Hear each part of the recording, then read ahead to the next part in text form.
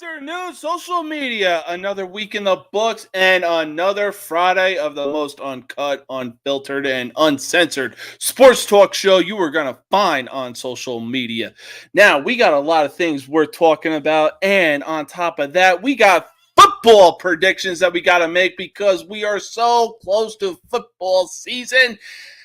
Some of us can already taste it. But before we get started with today's episode, do not forget to click the link in the description of this video. If you want some awesome Reaper Apparel jersey, the code is in the description of this video as well. If you want some awesome True Victory apparel, the code for 15% off is also in the description of this video as well. Do not forget to check out both of those sites and let them know I sent you. And now it's time for the most uncut, unfiltered, and uncensored sports talk show you will find on social media. And at the end of this episode, you will know whose game this is with everybody saying, "No Mercy Sports." Let's get into it, baby. Nobody can stop me now.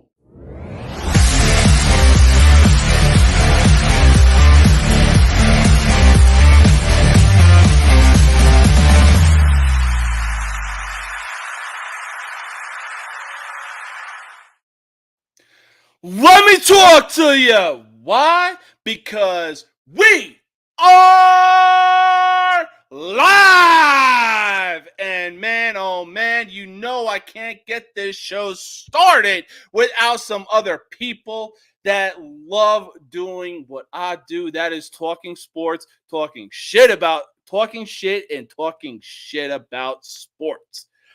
Looks like he's still behind stage right now, but let's get into the first topic of today's episode. There is a fever in Indiana, and I can already feel it all the way out here in Texas.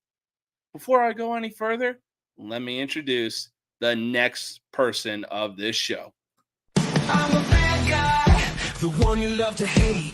Andrew Anderson, stating truth that just can't wait. Got a podcast, like a punch right to your face. College sports villain, taking it over the place. I bring the facts whether you like it or not. Dropping truth bombs, giving it all I got. They call me a villain. Well, I wear that badge with pride. Nothing but secrets they try to hide. I rock in my veins, rebellious to the core. I won't back down, won't take it anymore. The bad guy of the podcast world, that's me. Unleashing the truth, setting it all free.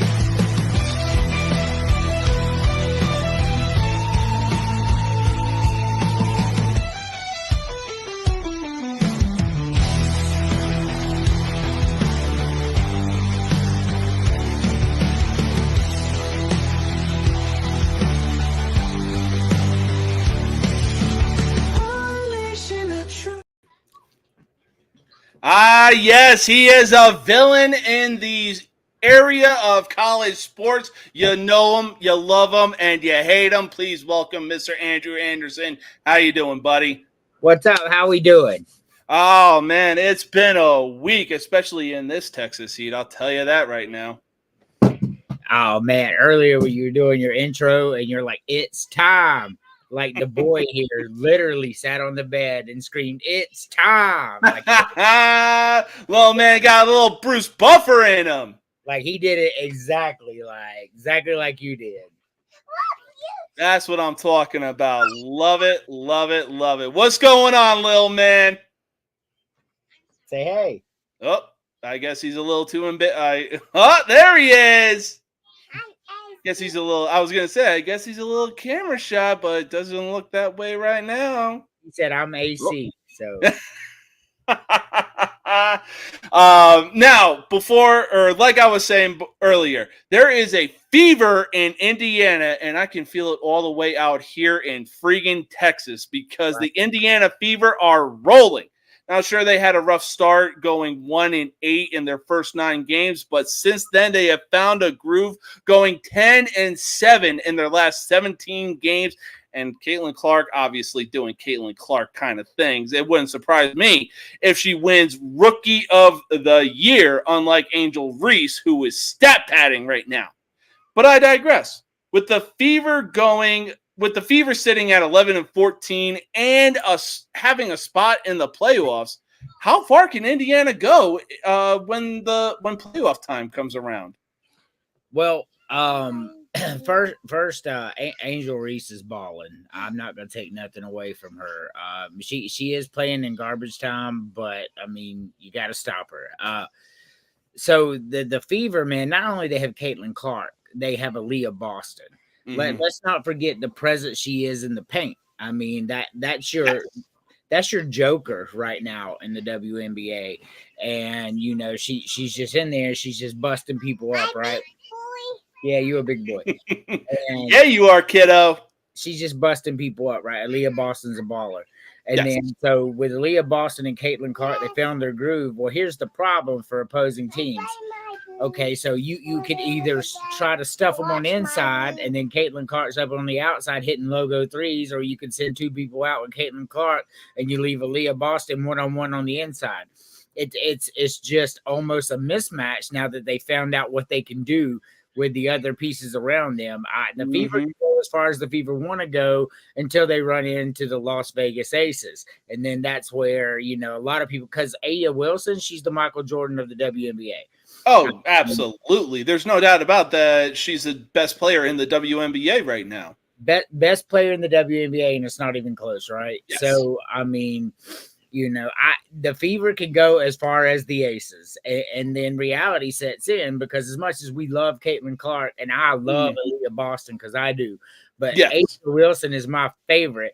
And people say, "Oh, she's your favorite because she's the Michael Jordan League." No, she's a Gamecock bitch. That's why she's my favorite. I mean, I've been following her career for years. Like the championship in 2017, like that's my girl right there. So. I'm an Aces fan because I'm an A'ja fan, right? But I'm a Fever fan because I'm a Boston fan. So it's win-win to me when they meet in the playoffs. But A'ja Wilson and the surrounding team that she has, man, like they win at will. Like games are losing when A'ja and the rest of them just decide that they're going to sit out for the game. I mean, they're unstoppable right now. Yeah, and I mean, look, even when the playoffs, the Aces really aren't looking like back-to-back defending champions right now. But when playoff time rolls around, and it's coming, man, that is when the games start to matter. That is when you need to buckle down and play your best basketball. I mean, we even saw the Minnesota Timberwolves take out the defending champions. We did. So that'll definitely be like these playoffs. I mean, I don't think it's going to be unreal to see how many people tune in for the playoffs, especially when the Fever, Caitlin Clark, and Aaliyah Boston are in the playoffs. I mean, the WNBA is going to be getting views like it's never seen before. Yeah, no doubt, right? So by the way, hi to everybody on X. We are streaming live right now, so y'all come watch me. I'm gonna post it on there as well. But here's the reality, right? So I have been watching women's basketball since like '96. When it actually became a thing. Right. And most people are just now catching on to what these women are doing because of Caitlin Clark, and I'll give her flowers for that. But the reality is, the women's basketball has always been exciting. They've just not got the eyes on it, right? Yeah, it's like they've been trying to find the right player that could actually like draw attention to the league and make sure that it's like, hey, we got ticket sales that are going through the roof. We got WNBA league passes that are going through the roof. And I mean, I know like they've been low ever since they became a thing, but ever since Clark came into the league, the numbers have doubled. It's been like 80, 90, even 100+% increase. Right. It's way put the top back. Okay, it's way more than doubled. So what you can have it. What Caitlin Clark has done, right, is she's brought eyes to it, and now people are seeing Asia Wilson, Aaliyah Boston, and Angel Reese, and all this, and they're like, man, this shit is fun to watch. These girls are ballers. They're out there putting their ass off, right? And I'll even go so far as the WNBA is more fun to watch right now than the NBA. I mean, that's just a fact. I'll agree. Yeah, I'll even agree to that. Because, like we discussed when the NBA had their All-Star game, the fact that we saw the Eastern and Western Conference teams put up nearly 400 points when they played each other. It's like these girls are going out there, busting their asses, and they're actually making it competitive. I mean, even the MLB All-Star game was fucking competitive. Right. Well, here's the thing: that the NBA All-Star game was a tragedy. It's a testament to how the NBA is being ran right now, and into the ground is what it is. Yes, you have superstars like Joker and Luka and LeBron James. You can't get people to watch it because you fucking suck. It's time to new leadership take over, man. You could take that tournament, put it at the end of the year, you put every team that didn't get a playoff berth in that motherfucker, and you let them go at it, just like the NCAA tournament, one and done. And then you have somebody who had a rough season, well, now they're in the playoffs. That shit's exciting to me, right? Yes. And then I mean, look, the in-season tournament was definitely a good idea, but it wasn't a good idea when NFL season was around. Correct. That was that. I mean, like, it's not there. Like, make it like the winner gets a play. Make it count, right?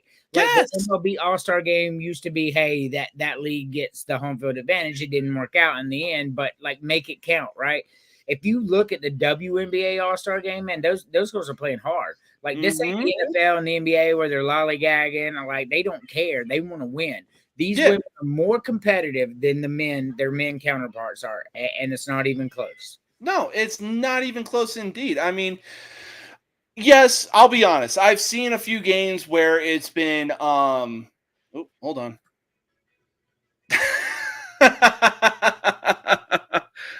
Big Ten backers, it's called a gimmick, much like the guys do in the WWE. Sooner you get that through your head, the easier it is. Hey, yo. I mean, I'm a villain, but I don't. I'm not that kind of villain. I'm the cerebral villain. But yeah, like I was saying, I mean, look, anytime it was the Indiana Fever, and ironically enough, it would also be the Chicago Sky that they were playing. It was like so many people are tuning into this game, myself included, and man, both those teams delivered.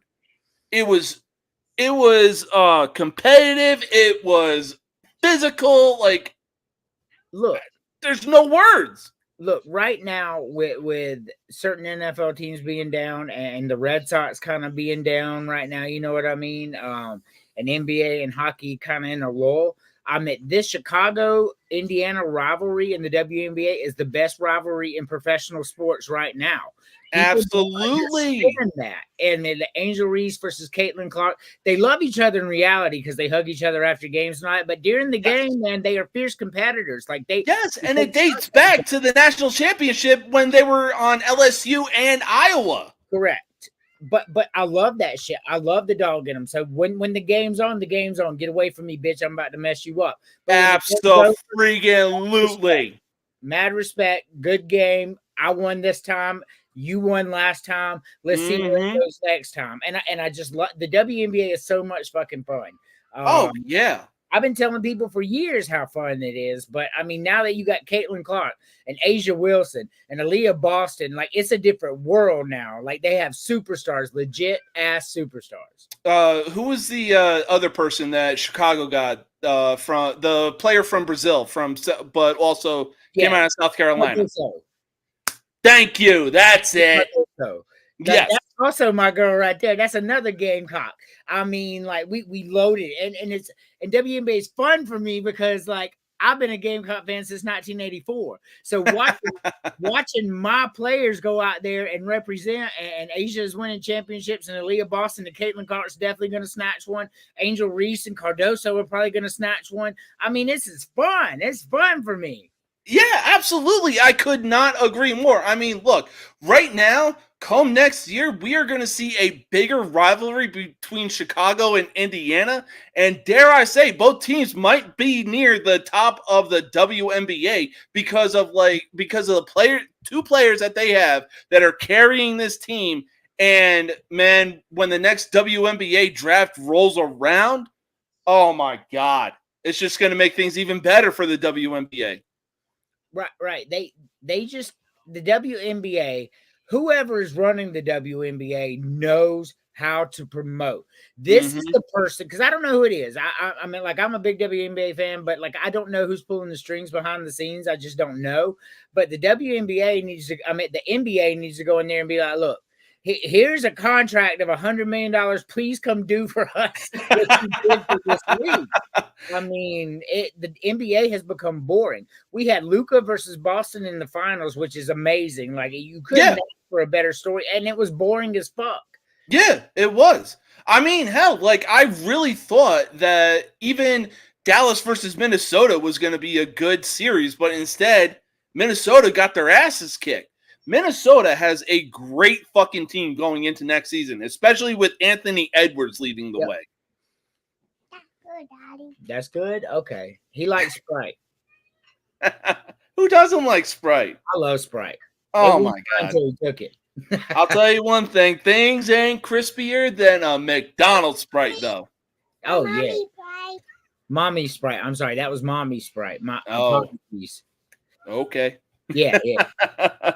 But, man, when the playoffs roll around for the WNBA, like, the numbers, the increase in numbers is just going to be unreal. I hate that, dude, because like I've been an NBA fan from way back in the 80s, right? Because I'm old. I know I don't look old, but I promise you I'm old. And I watched Dominique Wilkins versus Magic Johnson versus Michael Jordan. Like I got to witness that in my youth, right? I got to witness it, and it was great, and I loved every minute of it. So the NBA is near and dear to my heart. Don't follow her on X. I don't know what follower I shut down, but but I love it. So the WNBA is near and dear to my heart. Dominique Wilkins fan. I wear my jersey sometimes, man. I love it, but it's so boring, right? Like the last time the NBA was fun is when the Atlanta Hawks went to the East Coast Finals and Trae Young took a bow in Madison Square Garden. It was fun. He was the villain. He was the bad guy. I mean, like they were in the Eastern Conference Finals. Things were fun. It was great. Milwaukee Bucks. The Hawks were up on them. Trae Young had a nasty injury. Without Trae Young, the Hawks just ain't the same. The rest is history. Giannis got his ring. But that's when it was fun, and it's not because I'm a Hawks fan. This is not a bias thing. It was Trae Young bowing in Madison Square Garden was all over everywhere. Oh my, yes, that man is a certified villain in New York, especially after taking that kind of bow. And you know what? They were talking shit to him the whole series. Like, you suck, I hate you, and then he hit that shot, and he's like, instant. So the Hawks need to do what they have to do to put a team around Trae Young. Yes, DeJounte Murray, but that just don't work because DeJounte Murray is just out there like logo chunking, right? But you're not Trae Young, you're not Steph Curry, like you're not even Damian Lillard for that matter. No, you built your reputation on taking jump shots inside the arc. And then you just came to Atlanta and you saw the fame that Trae Young and you tried to be him. But that's not you. But I put that in the coaches. The coaches need to be like, hey, bro, that's not you. Stop it. Yeah. If anything, he should have stayed in San Antonio and learned under the leadership of Greg Popovich. That dude had people in check.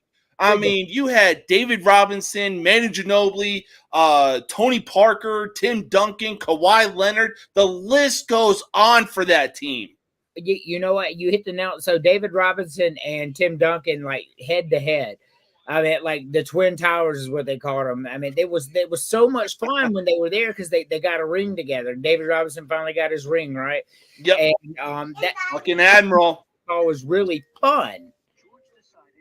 But it's just not the same. But you know what got better? Major League Baseball. Because yes. I mean, like watch Peppa Pig. you want to watch. He wants to watch Peppa Pig. So the thing about Major League Baseball, You don't want to watch Bluey, kid? he loves Bluey. He's been watching it, but now he's wanting to watch Peppa Pig. So from like 2009 to 2018, there was really only one season that was a lot of fun, right? That's when the Cubs won it. And yes. That was all that. Oh my God. It wasn't fun for a while.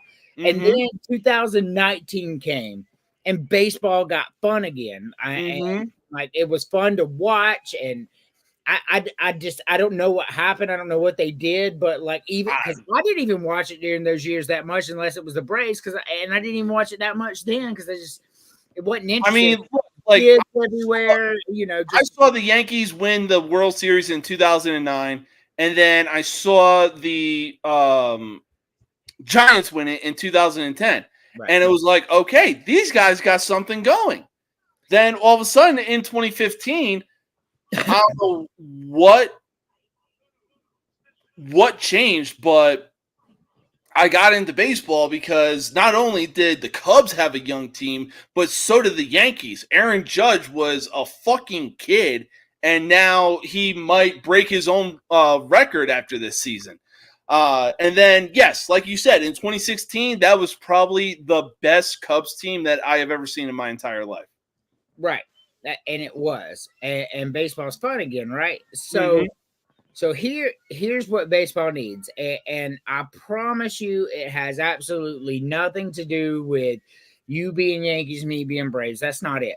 But a Yankees Braves World Series will break records right now. I promise. Those two fan bases hate each other. Especially after the 90s. They hate each other, right? And Atlanta's got a great team. Unfortunately, Strider goes down, Acuna goes down, but the Braves have got something cooking all of a sudden. They're still in contention with the Phillies somehow. Right. They have something cooking. But if the Braves and the Yankees can make it to the World Series, man, and this isn't me being biased or anything, like it's just going to be fucking epic. I mean, it's what baseball needs. Baseball needs Yankees, Braves. Baseball needs Yankees, Cubs. They need a Yankee in a National League team. Hell, we need the Yankees Red Sox rivalry that we've seen in the 2000s for so long. Like one wild pitch, benches are clearing. Right, Red Sox are a better team than people thought they were, but they're just the Orioles and the Yankees are going to shut them out, unfortunately. But the Red Sox being good is good for baseball. As much as people don't like Boston, especially people from New York, like New England's good for football. The Celtics are good for basketball. You know what I mean? The Red Sox are good for baseball. Boston has a rabid fan base, right? They do. That's where we're at. But the Braves and Yankees would be epic. I mean, could you imagine too many in a day? Yeah. So what happened was over the past 3 days, I have had over 2,000 followers. Damn. In 3 days. Like something happened and all these people are following me. I don't know if it's because I'm getting popular or what. But I'm telling you, 2,000. Like it's unreal. So like I have like 4,500 followers all of a sudden, just like that, right? Damn. So and then I'm sitting there, and then X is like, "Hey, you're following too many people," because I'm following back, right? Because that's just the thing to do. And then I had to be like, "Hey guys, when I could get you, I get you." They shut me down. But yeah, he's right, and but I enjoy it. I enjoy my ex. Still not watching. I enjoy my ex. I'm assuming he's talking about baseball. But Major League Baseball is a better product right now than NBA, NHL, and even NFL. Because unless somebody besides the Kansas City Chiefs wins it this year, kind of like Tampa Bay did a couple years ago, people are going to start getting bored. That's what happened during the New England dynasty. People started getting bored, and the NFL goes down, right? Yeah, because as soon as Tom Brady took over under center and started winning Super Bowls for the New England Patriots, like after their dynasty when they went back-to-back in 03 and 04. It was basically the start of like, oh, the team that's going to be coming out of the AFC, New England Patriots. Who's going to beat them in the NFC? Right. But that's the same thing we got with the Chiefs now. And everybody's like, oh, Patrick Mahomes is winning these Super Bowls. And Patrick Mahomes is the second best quarterback in the league, in my opinion, and one of the greatest of all times, right? Mm-hmm. And many people say he's the best in the league. But the problem with that is Patrick Mahomes, you could not put Patrick Mahomes on, say, the New Orleans Saints, and he's going to go win Super Bowls. That's just not how this works. I mean, maybe if Sean Payton was still the head coach, yeah, he might have a chance. Maybe, but people, and this is what happens with quarterback, because quarterback matters. Like, it really does. It does. Look Yes. at the team that the Chiefs have in every fucking position is just outrageously good. Like, they're good at wide receiver. They're good at tight end. They're good on both lines. The linebackers are the best in the league, and the secondary are ball hawks. Not necessarily the best, but they smell the ball better than anybody in the league, like blood in the water for a shark, right? Yes. No, put that back. Put that back. We're not doing that. And oh my God, mommy's gonna kill me. Oh boy. So there you go. Walk around and get up there. So that's where we're at, right? So Kansas City Chiefs are just great at every position. Like, yes. And they're Andy Reid is one of the best coaches ever.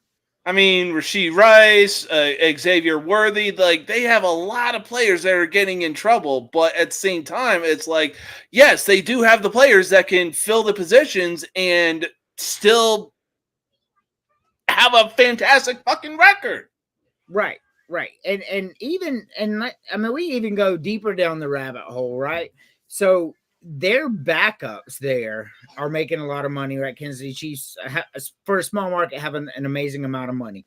But see, here's the thing, right? The Kansas City Chiefs backups would start in a lot of other places, but they're content being backups, getting playing time where they can because they're winning rings. They're getting paid and they're winning rings. Like they're not. They know that they're not going to be the greatest ever in their position, so they're going to go make their $5-6 million a year, get their 4 or 5 rings. I mean, like it's just what they do. Yep. And it's hard to beat a team that deep. Like it really is. The backups are just as good as your starters, but you have to put your backups in now. That's how Kansas City beats you with depth. But you see somebody else win this year, right? Including New England. I love the dynasty. I love Tom Brady. I'm the greatest of all time. I'll give it to him. He's the greatest ever played the game. Yes. But with that being said, like it got boring, like because like New England's winning again. New England's winning again. New England's winning again. Like, come on. Yep. Absolutely. I mean, look, I see it like this. The two teams that I could really see coming out of the NFC and giving the Chiefs a run for their money are easily the Detroit Lions and the San Francisco 49ers, especially after what happened with Donald Trump. What was it, the 13th? Right. Well, look, the 49ers should have won that game. There were 2 bad calls at the end where it just happened to purposely go Kansas City's way. That's just the way the NFL is, right? Star player needs to win. But that, I get it. Vegas and all that stuff. But like San Francisco was 2 bad calls away toward the end of winning, and you can't blame the whole game on 2 bad calls. I understand, but you see what I'm saying? Like, yes, absolutely. Calls, we're talking about a different ball game, right? San Francisco is that good. Make no mistake. They do the same thing Kansas City did. They win with depth. Like their backups are great. They're conditioned. They're smart. That's why this Super Bowl was so fucking good. It was. I mean, and on top of that, you got Nick Bosa, arguably the best defensive end in the league right now, who more than likely, in my opinion, has a great chance to win league MVP after this year. I mean, like, the San Francisco 49ers are just so good on both sides of the ball. And their quarterback is Brock Purdy. League MVP is a stretch for a defensive end. Like you got like that is an award reserved for quarterbacks. Hey, look at the memes that I sent in the group chat. I've seen it, but that is a award. Like that's an award that quarterbacks only win now. It's just the way it is. That's true. It's almost like the Heisman in college. Like quarterbacks always win it. Like a running back would have to have like 2,500 rushing yards to win. I mean, it's just how it goes. Defensive player of the year, I think so. I mean, if he stays healthy, like how do you not? Yeah, I mean, look, I was even gonna say when you mentioned the Heisman, I think the last defensive person that was involved in the Heisman trophy race was Manti Te'o back in like 2012. So Matt and Manti Te'o was a fantastic player at Notre Dame. I'm not taking that away from him, but Yeah. the only reason he was in that, because they were better defensive players that year, is because the story that he fabricated about his girlfriend dying from cancer and it got him popular. He was not even the best defensive player that year. Yeah, So, yeah, that's fair. That's fair. that's not even really a good one. You know what I mean? The last time we really had it was Charles Woodson, and he played both ways. So, it's been a while. But the Maxwell Award, that thing right there, I like the Maxwell Award better than the Heisman. And this isn't any kind of bias because the Maxwell Award goes to the best player, not the most popular player on the most popular team, which is what Heisman does. And I don't blame them. Like, that's how you get the money, right? But the Maxwell Award doesn't do that. They're like, hey, this is the best player. We're not, because they gave it to Michael Penix Jr. last year, right? Yeah, so, absolutely. PJ was better. I don't care what anybody says about Jaden Daniels. Like, Tim Bailey and I are together on this. Jaden Daniels had a rocking team around him, made him look phenomenal, had a lot of garbage time stats. But his best receiver was Malik Neighbors at the Giants drafted too. Right. That's my point. MPJ was out there doing it himself. Yep, that man was slinging darts. But he was great. And the Maxwell Award saw that. And they're like, hey, he meant more to his team than Jaden Daniels did to LSU because, I mean, their receivers and the running back and their offensive line, like, hell, I could have played back there and won 6 games. Like, you never got play. Like, their offensive line was that good. Yeah. Oh, your boo mess up? So he's found a way to zoom this in. And, like, I literally had to Google it. You have to tap with 3 fingers twice to zoom it out. And then he'll mess it up on purpose. I swear he will. And he'll be like, my phone messed up. Kids be devious. You know how it is. Oh, yeah. I've been a dad for a long time. Hey, Brett, thanks for supporting me. Brett, Canada, he's been a really good follower on X, disability advocate, really cool guy. I try to talk to him when I can. Like, he'll send a private message, "How you doing, Jay?" But like, I'm real busy, so I message. But I love his stuff, and he had something the other day where he got a warning. He lives in Canada or something like. He lives in Canada, and they have a law there where if you tweet something that they don't like, they put you in prison now. So he has to be careful what he tweets. Yeah, Canada's, man, just communist all the way now. But so he has to scale. It's unfortunate that you have to scale back your beliefs, or the government will send men to put you in prison. It's insanity. It really is. But I don't live in Canada, so fuck them. But I maybe they'll vote different this time. I don't really know much about Canada politics other than Trudeau's a chode. Yeah, and you get like free healthcare or some shit. I mean, free healthcare is great, man. Like, hey, I got a cough. Cool. We'll see you July 19th, 2025. That's when you're like that. I mean, it doesn't work. I mean, it just doesn't. But that's where we are in life right now. I mean, Canada's a beautiful country, man. Canada's gorgeous, nice. Oh, people. Absolutely.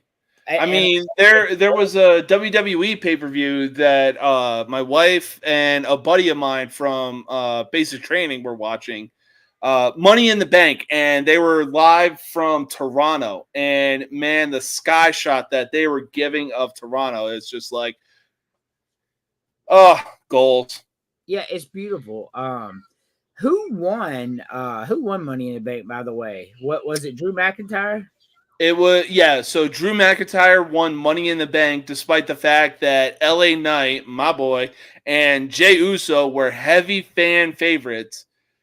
And I shit you not, the literal same night, Seth Rollins and Damian Priest are having a match for the World Heavyweight Championship. There's a botch in the match where the ref is counting 1, 2, 3, but Damian doesn't kick out, and the ref, faked the 3 count, like, oh, hey, no, it was 2.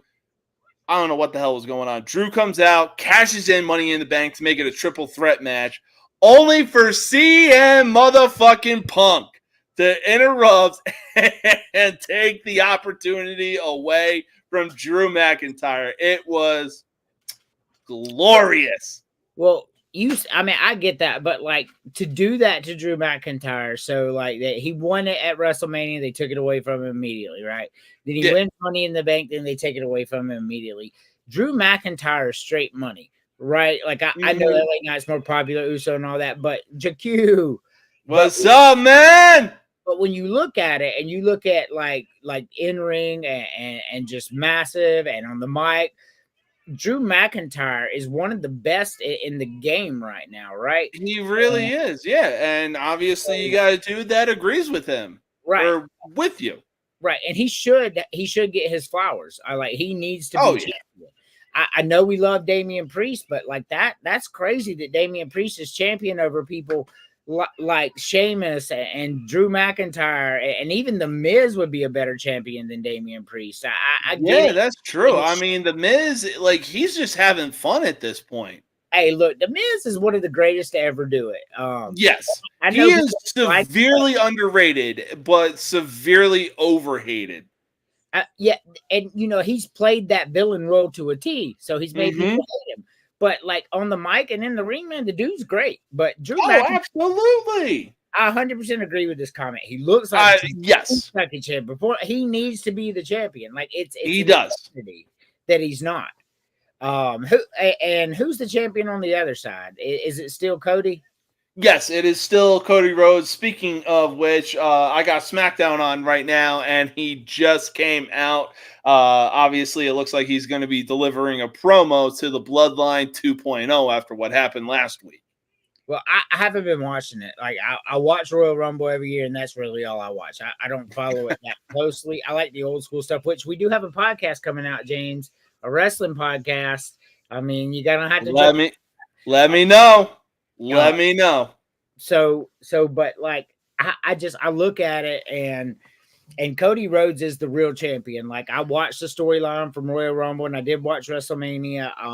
That was perfect. Cody Rhodes deserves to be there. But like Damian Priest is just weird as a champion. He got his run and I love it. Like, cause I think he's honestly good, but is he better than these other people? Like, where's LA Knight's flowers? Like this dude, like I don't know shit about wrestling, but I know my son and you watch it and like y'all were talking about just how fun he is and how popular. I mean, like the guy, like him and Jey Uso are just so over with the crowd. It's like, yo, you got two people right now in front of you on Monday Night Raw and SmackDown that could easily win up. Like we could be in a yeet off for Friday Night SmackDown and Monday Night Raw, but. Here we are. It's almost like Vince McMahon is still running it because this is a Vince McMahon thing to do. I mean, Triple H is running it, but also yes. But I mean, like these people should be champion, but no, we're gonna put a guy there that really shouldn't be. When they split the titles originally, and then you had like The Rock as a champion, Stone Cold as a champion. Like that's how you do the title, and it was the most popular era since the Golden era, and it's even more popular today. You take your biggest stars and you put the titles on them. Cody Rhodes is right, Damian Priest is wrong. Yes, I'm glad that he got it, but the Money in the Bank should have ended it. I just how I feel.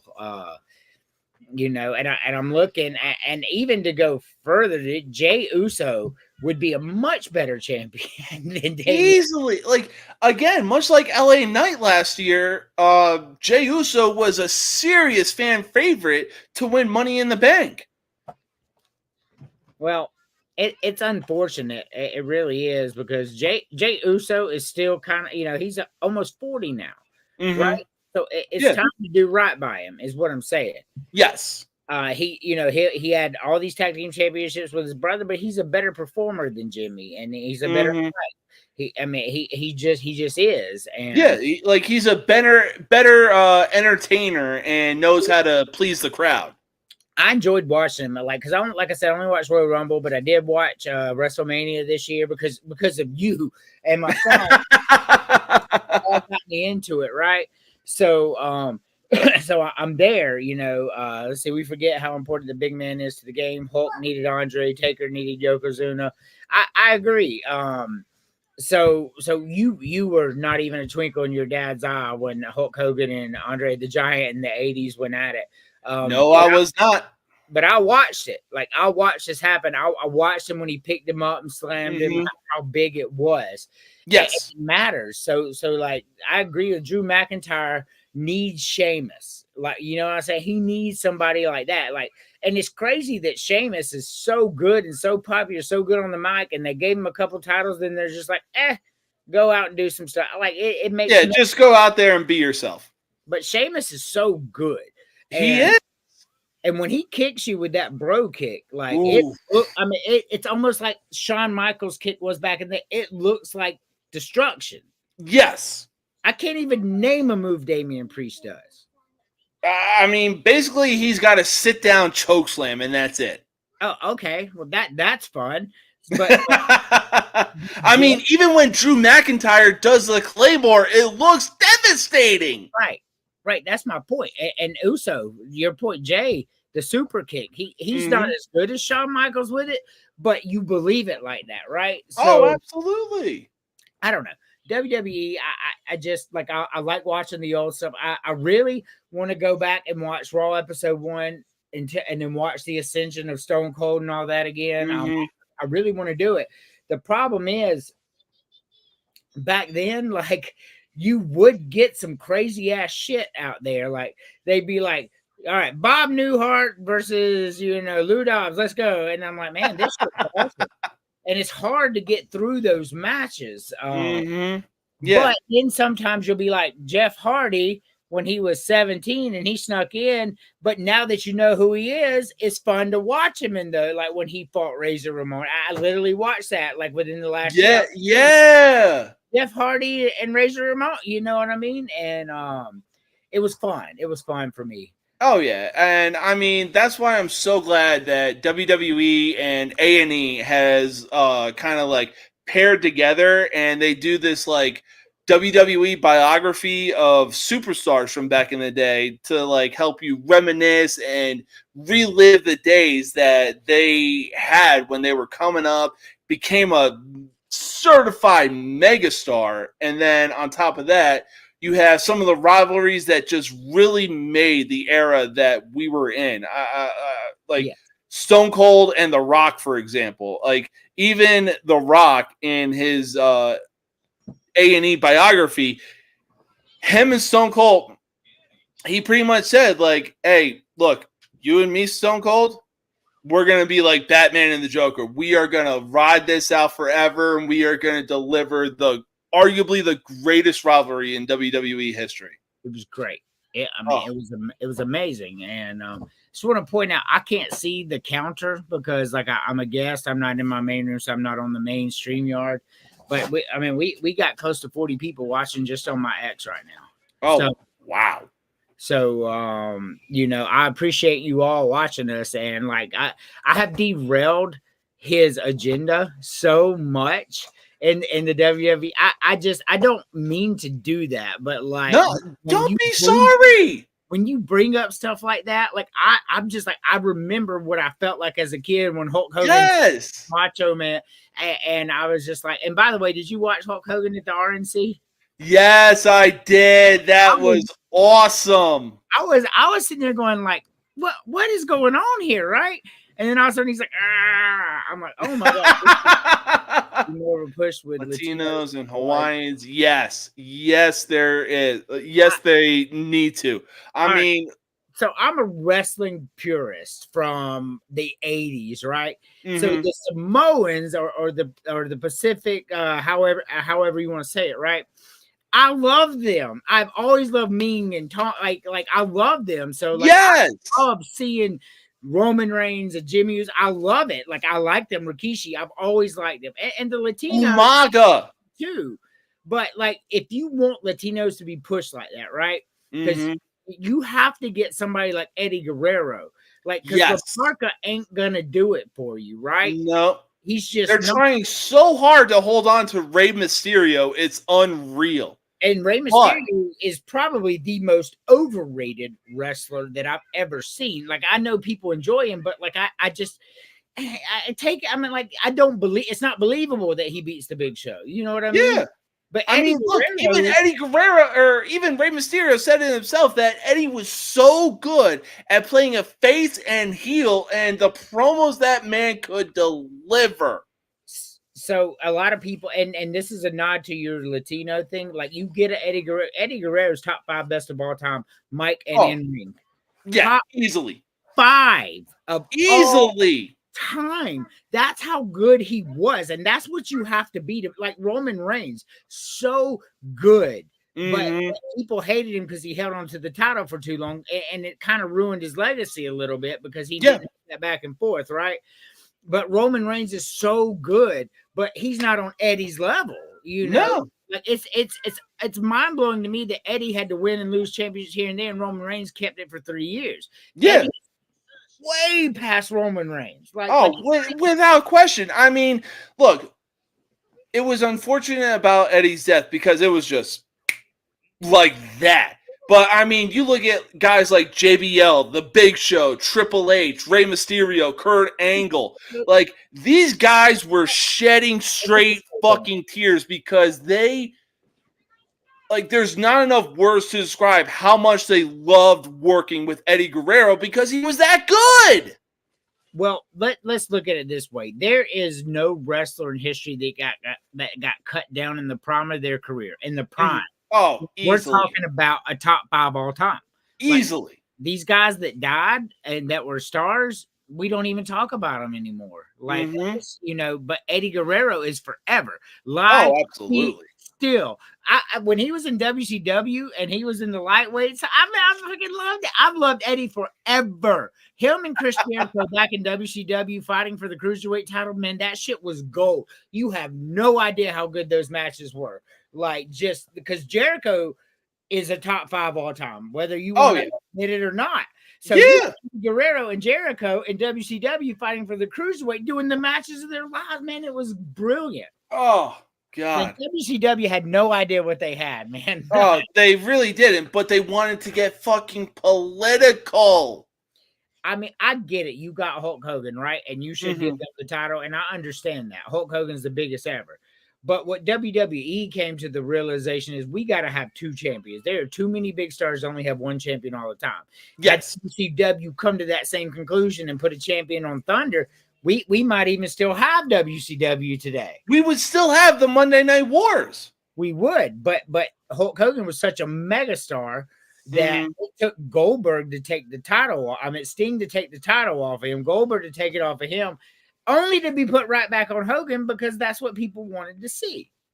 Well, on top of that, he was also invoking his like creative decision because it was like, look, I'm the guy that's drawing all these fans to WCW. Put the title on me. Forget Sting. Forget Gold. Like, look, I get it. I respect what Hogan did at the RNC, but at the same time, it was like, bro, drop the title. Let these guys become fan favorites in WCW. But was he wrong though? What was he the draw or not? I mean, he made WCW. Like WCW took that leap when he went there. Whether people like it or but they needed to do 2 times. Like it was brilliant when WWE did it. If WC had done it, you could have had the DDP, who was super mega popular at the time. He could have had a title fighting Goldberg and Sting while Hogan's over here doing his. It was just Kevin Nash could have had a title while Hogan had it instead of the finger poke of doom. Yep, that was the one thing, and that's literally that destroyed WCW. And it was I mean, the finger poker doom was great. It's iconic, right? Oh, well, I guess I got cut off.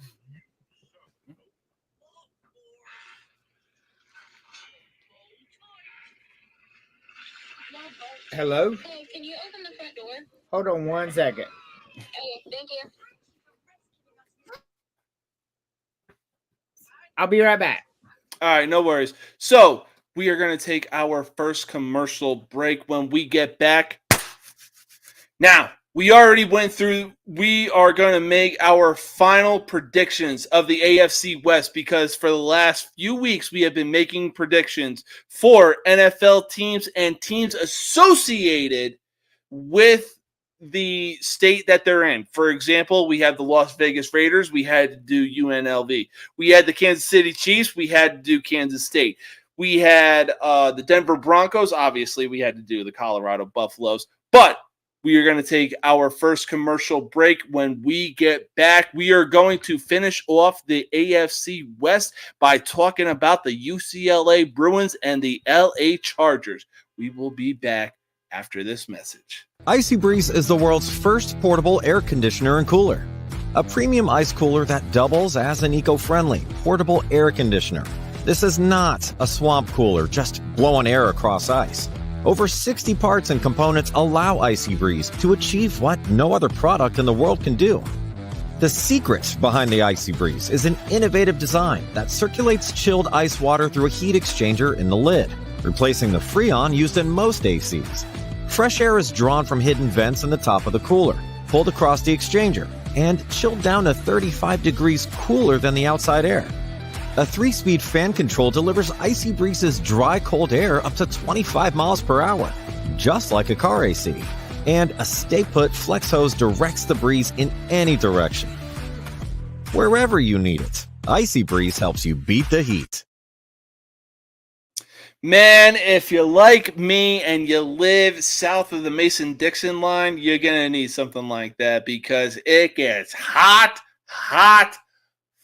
fucking hot out here down here in the south. And I've been here for the last 5 years, and let me talk to you. It gets hot. I have missed Midwest winters and Northeast winters for so goddamn long.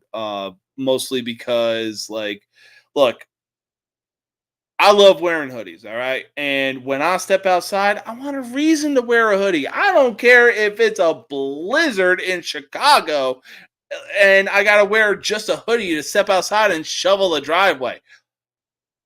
I'll do it. I honestly don't care.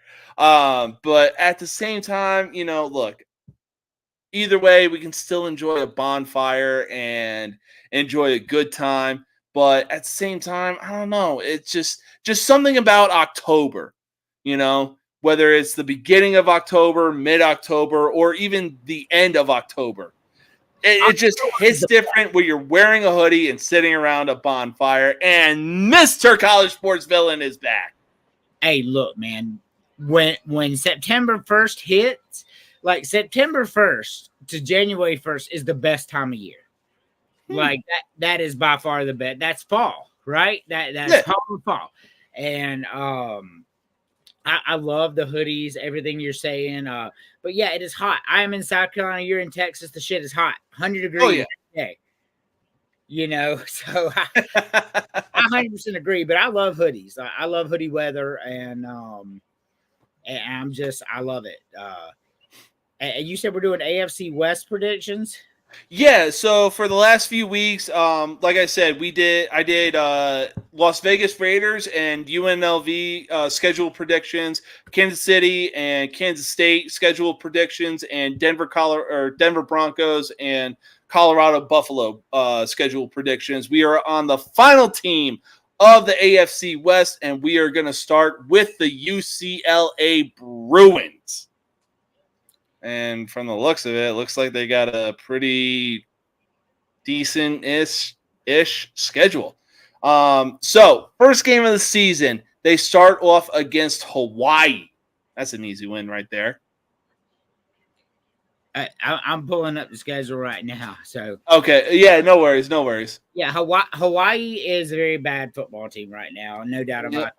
But UCLA is traveling to Hawaii, and you would say, well, why would they travel to this terrible football team? It's fucking Hawaii. I'm like, I'm going. I never understood why Hawaii could not recruit better. Like June Jones was there. Like, if you're a recruit, hey, here's $1 million to come play for me. Oh, and you live in Hawaii for free. Mind blown that they can't recruit. Like, because they have no money. They do. This isn't rocket science, people. I'm from South Carolina, and I'm telling you right now, if I was good enough at football when I came out of high school, and Hawaii is like, hey man, want to come live here for free? They're in my top 3 while I'm making my decision. Easily. Fucking easily. I digress. Yeah. All right. So next game up, they travel back to the Rose Bowl on September 14th to take on the University of Indiana. So Indiana is a very bad football team that somehow beat Wisconsin last year. They somehow get those sneaky fucking wins. I don't know how the hell they do it. I don't either. But they lost to Purdue and Michigan State, and both of them were shitty fucking teams. UCLA is not great, but they're better than Indiana. But Chip Kelly dipped on them like before the season started as the head coach. So I have no idea what to expect from UCLA. But I got to believe that they can recruit better than Indiana. So I'm going to give them that win. Yeah. So these next 3 games for UCLA are going to be a gauntlet. They go all of them. Oh, yeah. So they go into LSU to take on the Tigers. They go back home to take on the Ducks. And then they go to Penn State to take on the Nittany Lions. So they've already got the times out right for the LSU game. It's most likely at 8 p.m. in Death Valley. They're all drugged. We're looking at 42-6. Yeah, no, that's an easy loss. I mean, look, I'm LSU right now, right? So yes. So yeah, LSU is going to skull drag them, man, and then they go to Oregon, who's going to be preseason number 3 team in the country. Yep. And for a reason. And then they go to Happy Valley and experience maybe a whiteout, right? Yeah, absolutely. They're not winning any of these 3 games. No way in hell. They go 2-3 when they welcome Minnesota. Correct.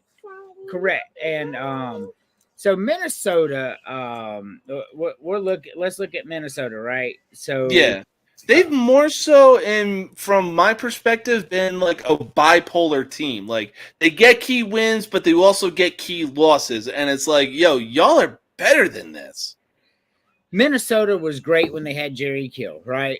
Years ago. But Minnesota is a bad football team too right now. They also lost to Purdue and they lost to Illinois. And they beat Bowling Green by 6 at home. Bowling Green's not a very good football team. No, they are not. I gotta believe UCLA, just in recruiting alone, is going to be better than Minnesota. I'll say they're 3-3 at that point.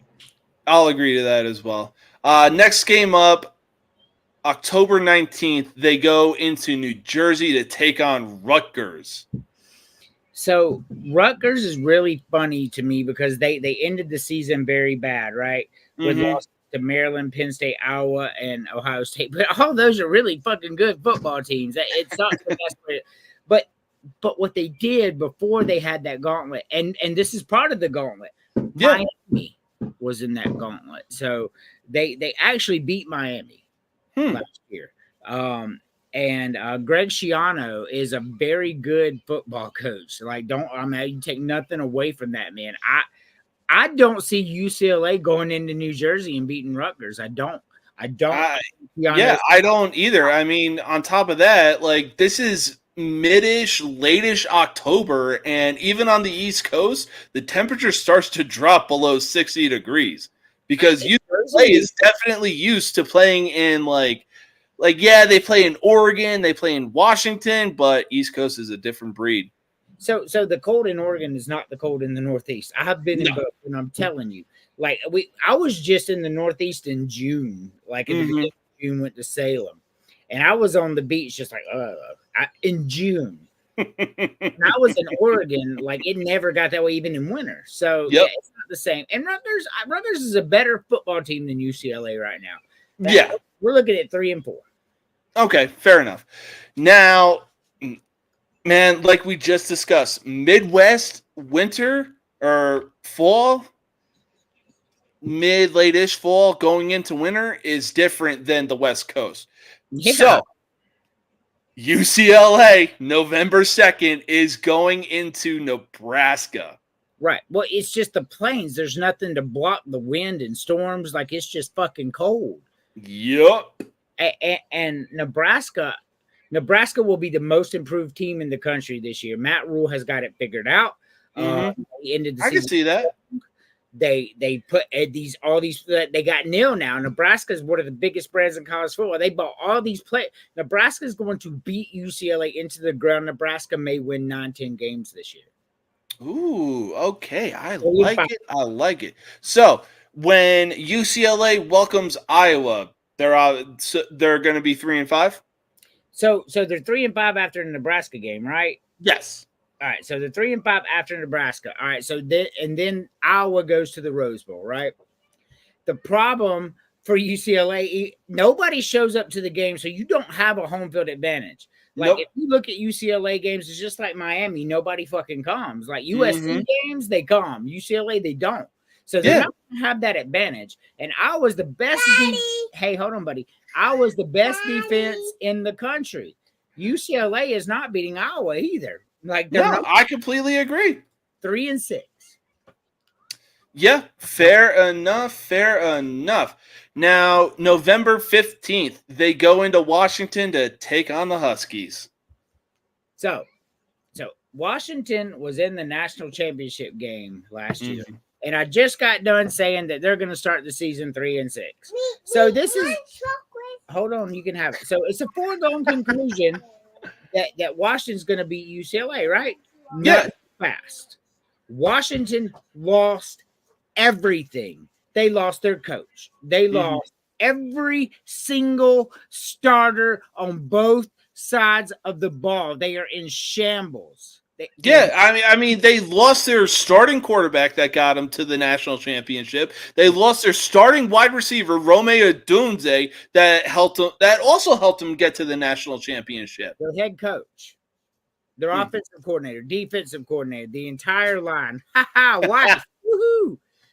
But I love my wife, y'all. But in reality, like, they're a bad football team, right? Yeah. They're just you're not going to have anything. That's what, remember on my show I talk a lot about culture versus mercenaries, right? And that's what Washington was, a bunch of mercenaries. They're gone. Yeah. UCLA's going to win this game. 4-6 UCLA. Fair enough. I mean, look, if Washington is losing everything after the national championship game, yes, then I could easily see them going into Washington to come out with a win.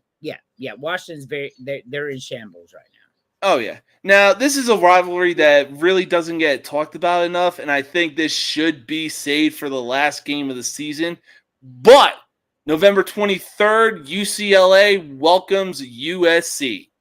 So the reason that rivalry doesn't get talked about enough, even though it's both in LA, UCLA just doesn't have fans, right? And then USC has a monumental rivalry with arguably the biggest brand in college football, Notre Dame. Yes. So it puts it on the back burner. It just does. But and then so this is UCLA. It's at UCLA, right?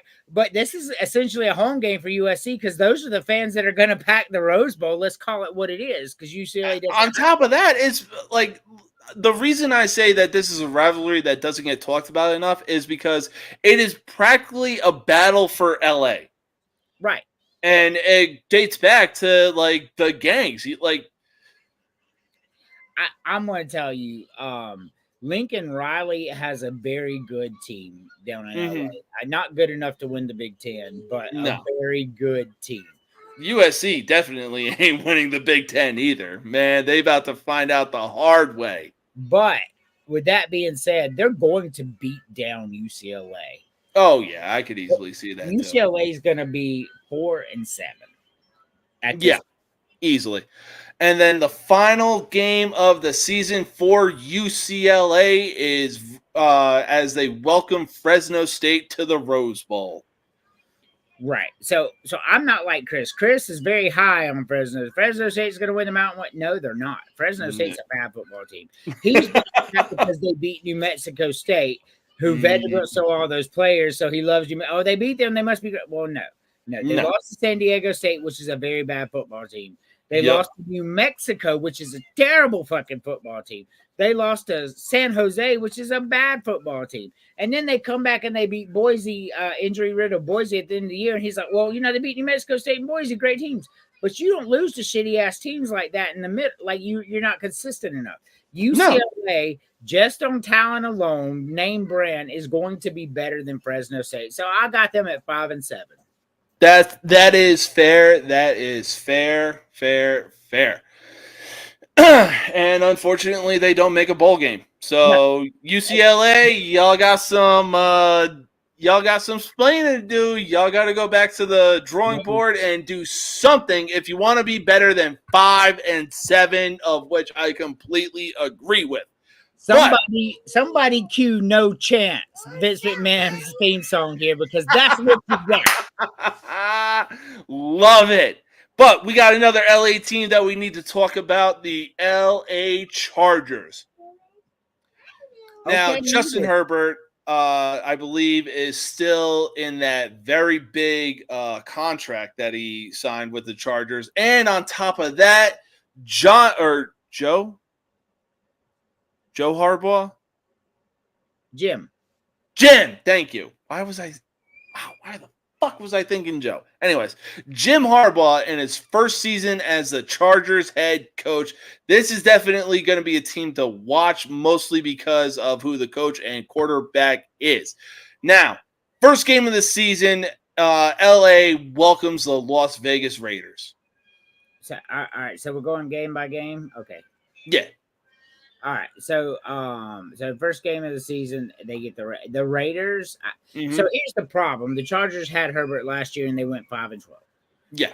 Right. So is Jim? But they also had Brandon Staley as their head coach as well. That man could not get out of his own fucking way. Look. I'm not arguing that, right? But the Chargers had a good team.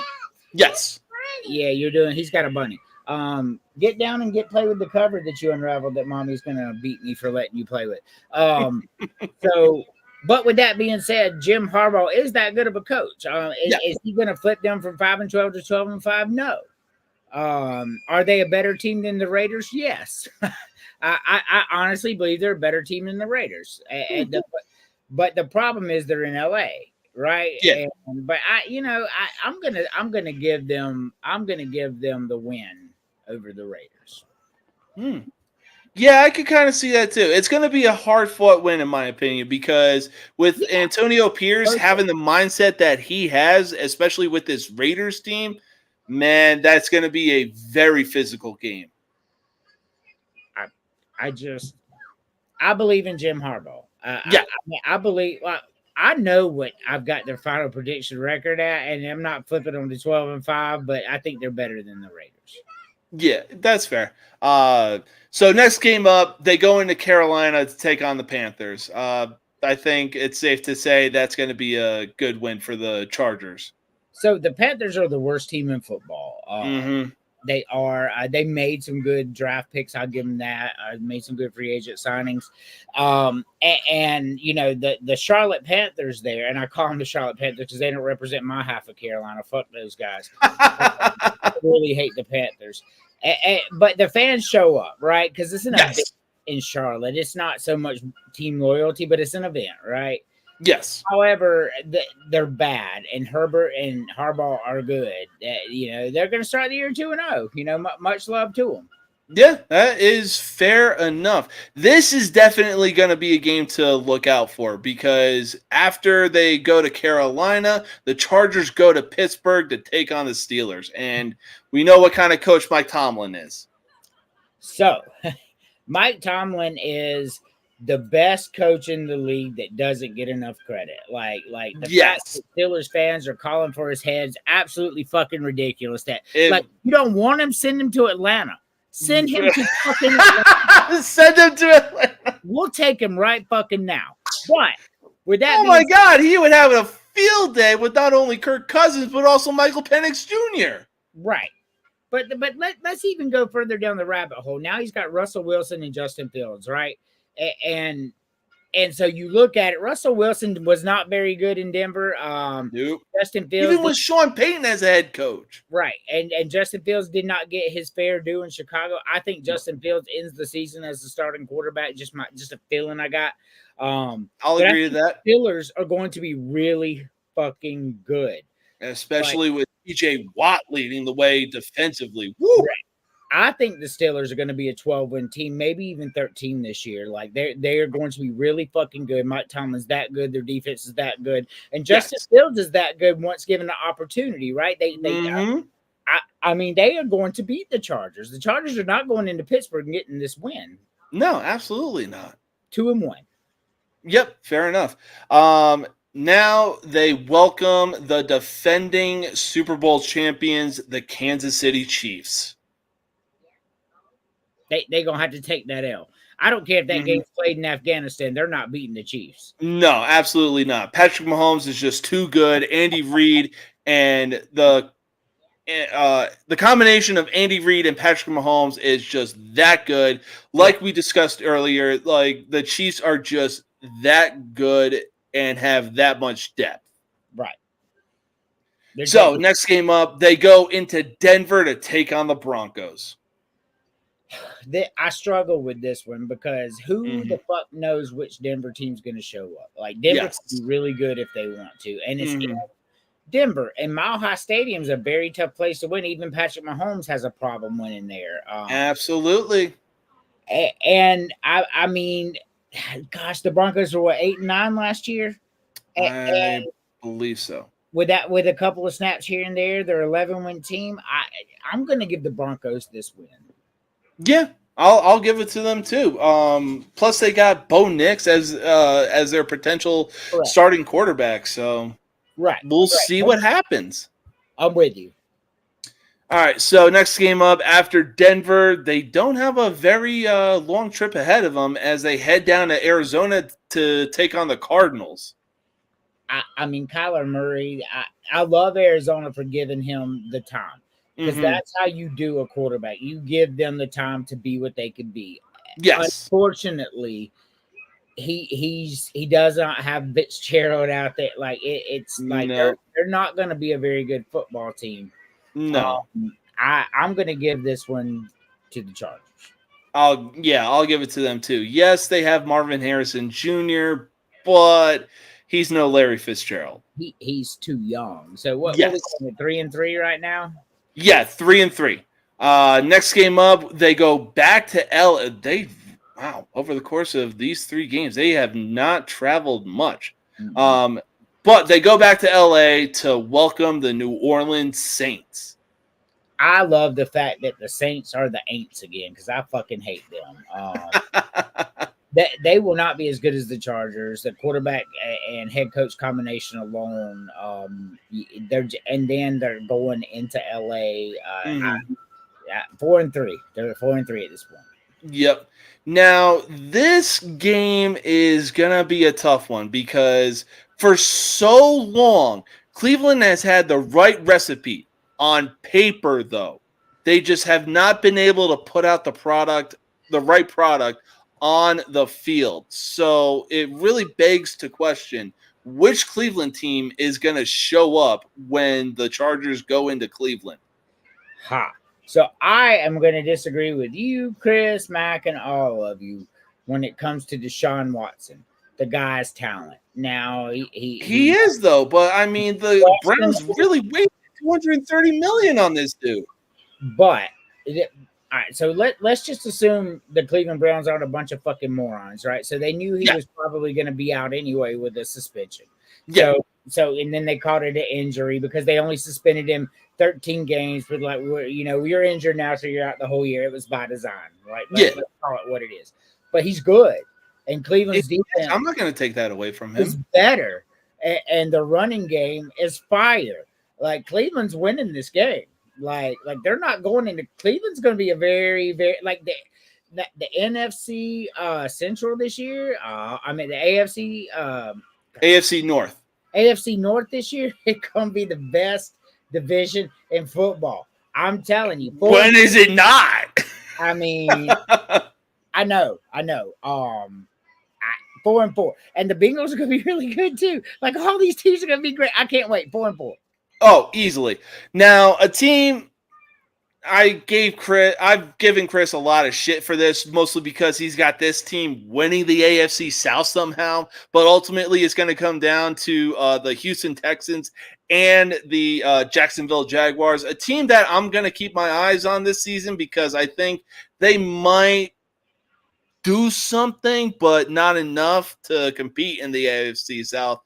The Chargers go back to LA and welcome the Tennessee Titans. The Titans, they are so evenly matched. The Titans and the Chargers are the same football team, in my opinion. Okay. But yeah, the Jaguars going to be special. They spent that money on Lawrence because he's completely healed and he has no tears anymore. They're not fucking stupid. Jaguars are going to be a team to watch out for this year. May even win the AFC, but that's neither here nor there.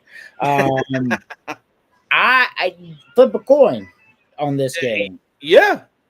It really could go either way. The X Factor, the Chargers at home, Harbaugh, Herbert, 5-4. Okay, fair enough. And now the Chargers stay in LA as they welcome Joe Burrow, who in a recent picture I saw looked like he was going through his Anakin Skywalker Revenge of the Sith phase with that kind of hair. And once again, they said he has no tears either. He's completely healed. Yep. So I'm gonna give it to the Bengals on this one. Yeah, 5-5. Bengals are a good football team. Yeah, and the Chargers about to go 5-6 when they welcome the Baltimore Ravens. When Lamar Jackson runs up, they're a better football team. And on top of that, they got Derrick Henry in the backfield.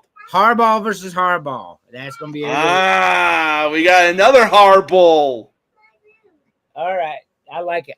But yeah. I mean, Lamar Jackson, Derrick Henry, they can't compete with that. 5-6. Yeah. So next game up, they go into Atlanta to take on your boys, the Falcons. So the draft was funky. I'll give them that. But nobody had a better free agency than the Falcons. And the Falcons were a quarterback away last year from being a playoff team. A quarterback away. And now we got Kirk Cousins. And if he goes down, we got MPJ. The Falcons are going to win the South. The Falcons are a good football team. Better than the Chargers, 5-7. Okay, fair. Well, looks like the Chargers about to go 5-8 as they go into one of, if not the toughest stadium to win in football when they go into Kansas City to take on the Chiefs. Okay, you're fine. Yeah, no, 5-8. Yep. They're not going into Kansas City getting a W. Hell no. 5-8. I mean, it's literally been Kansas City and Seattle competing for the loudest stadium in the NFL. I've done got him dressed twice. He's taking it. He's in a diaper, y'all. All right, so 5-8. Kids today. Anyways, so honestly, I don't know what it is about this Tampa Bay team. Maybe it's because they have Baker Mayfield, and Baker Mayfield feels at home being in Tampa Bay. But I think Tampa goes into LA and gets the win over the Chargers. I like Baker Mayfield. I do. And they got some good receivers. But the problem was they won the NFC South barely last year against some terrible teams. Like the Falcons were not good. The Saints were terrible. Panthers.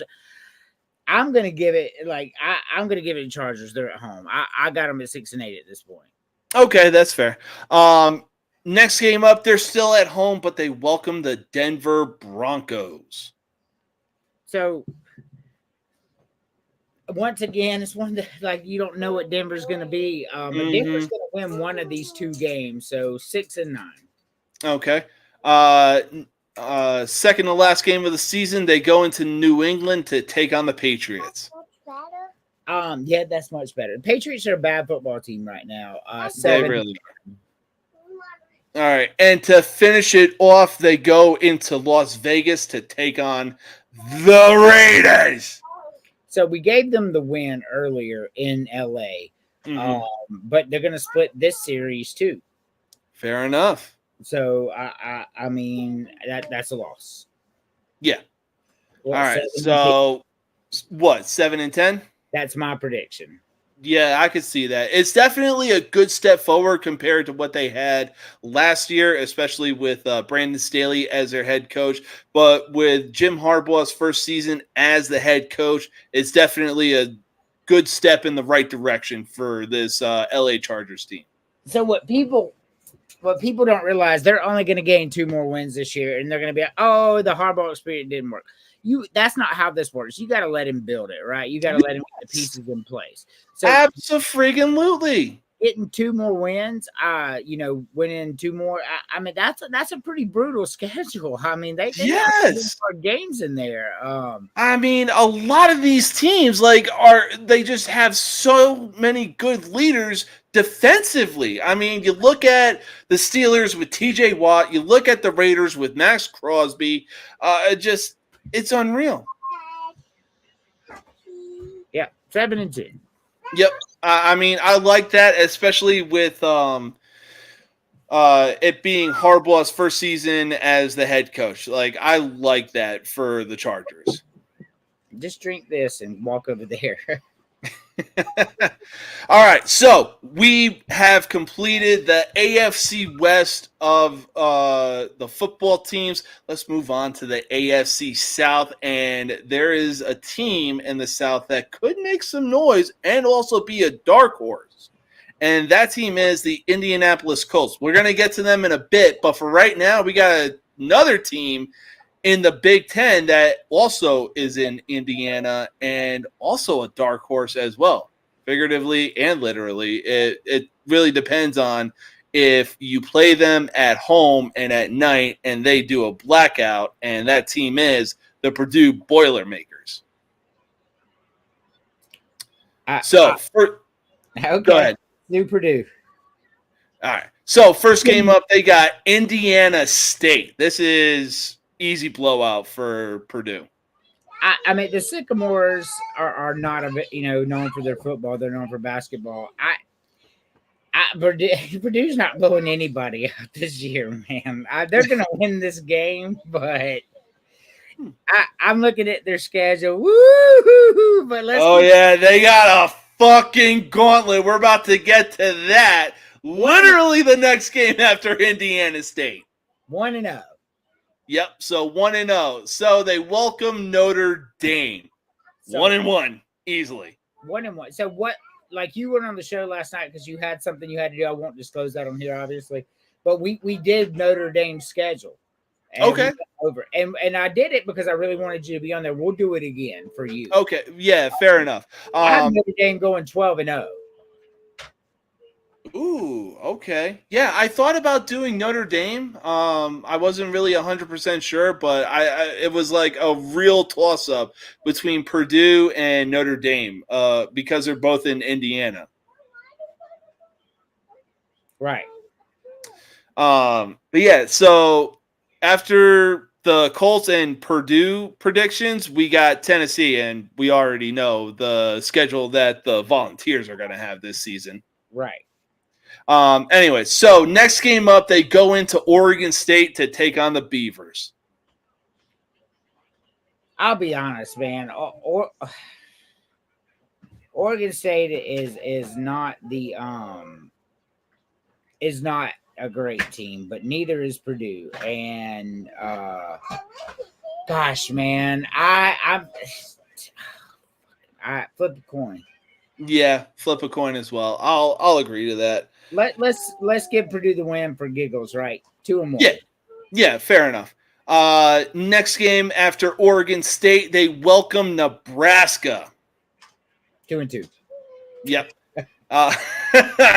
Man, up until Indiana, this is a gauntlet for Purdue. They're in Madison playing Wisconsin. 2-3. Yep. Wisconsin's good. They are. Next after that, they go into Champaign to take on University of Illinois. Blemmer's got them going at 2-4. Yep. After that, they go back home and welcome Oregon. 2-6. Or is that Yep. 2 and 5? 2 and 5. Yeah. After that, they welcome Northwestern. 3 and 5. Yep. After that, they go to Ohio or Columbus to take on that stupid ass state school from Ohio. 3 and 6. Everybody loves to say the. Like, shut the fuck up. They're a fucking state school from Ohio, all right? 3 and 6. Yep. After Ohio State, they go back home and welcome Penn State. 3 and 7. Yep. After Penn State, they go into they go and take on the Spartans of Michigan State. All right, so we found a team that is actually worse than Purdue. So Yep. 4 and 7. Okay, fair enough. Yeah, Michigan State has really not been the same for quite a while. Anyways, after that, they go into Indiana and take on the Hoosiers. So last year, Indiana went into Purdue with a worse football team than they have this year, and Purdue had a better football team than they'll have this year, and they beat them 4 and 8. Indiana wins. Okay, fair enough. 4 and 8 for the Purdue Boilermakers. Yeesh, that gauntlet they go through is going to be so fucking tough to watch. That's a tough schedule. It really is. I mean, people do not give enough credit to the Big Ten when it's due. Like, there are some serious, like, yes, the SEC is the top dog. So the problem with the Big Ten is you had Ohio State, you had Michigan, you had Penn State, and then all the other teams were terrible because Nebraska just fell apart. Yes. So the Big Ten, I mean, they added Oregon and USC. So now they got somebody, right? Now the Big Ten is real. Mm-hmm. Yes, I love you, buddy. So the Big Ten is real. So yeah, absolutely. I completely agree with that. All right, so the best. so we are staying in the state of Indiana, and we are going to talk about the Indianapolis Colts. Anthony Richardson, after taking a very serious concussion hit, and his season was unfortunately ended. However, the Colts still found a way to go 9 and 8. They missed out on the playoffs, but they still found a way to have a winning season last year. So we are going to see what Anthony Richardson is made of. Maybe he's Cam Newton 2.0. Maybe he's his own version of himself. We shall see. But to get things started for the Colts, they welcome the Houston Texans. So they're taking an L right off the top. Oh, yeah. C.J. Stroud, Nico Collins, Stephon Diggs. I mean, just Houston, if Jacksonville isn't within shouting distance of the Texans are running away with the AFC South. Right.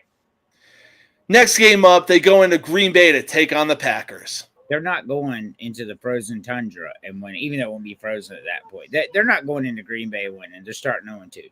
No, I mean, and Jordan Love is that guy, and he proved it too. He's pretty good. Yeah, he's not elite, but he's good. Oh yeah. Third game of the season for the Colts. They are unfortunately 0-2, but they welcome Chicago. And honestly, as long as I've lived in Chicago and support the Bears, I don't think Caleb Williams leads the Bears to a win. Once again, you and I disagree on Caleb. Caleb Williams is a phenomenal talent, like so good, right? I mean, he scored they had a bad record. Hold on, but he was scoring 49 points a game last year. Like you can't put those losses on him. You can't, no, and I don't disagree with that. Like, yeah, he was having a good season on the field, but as soon as the season was over, it's the things that he's doing off the field. And on top of that, at one point in training camp, he threw 7 straight interceptions. It's like, bro, show me what you can do on the field during the regular season when that time comes around. So it's in Indianapolis. I'll give them the win. I think top to bottom, they're a better football team than the Bears. 1-2. Yeah. Looks like they're going to be 1-3 when Pittsburgh comes to town. Correct. And then they're going to be 1-4 because the Jaguars are good. Yep. They might get this win over Tennessee. Yeah, 4. Yeah, 2-4. So they next game up, they welcome Miami. 2-5. Yeah, well, Tua needs to prove something or do something. Like, look at the weapons that he has, for crying out loud. They're going to be 2-5.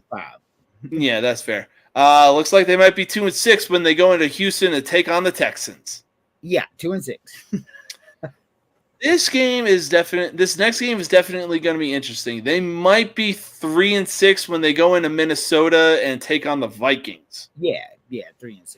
Because like JJ McCarthy, without a doubt, is definitely going to be the starter for the Vikings, and Justin Jefferson can only do so much for them. Right.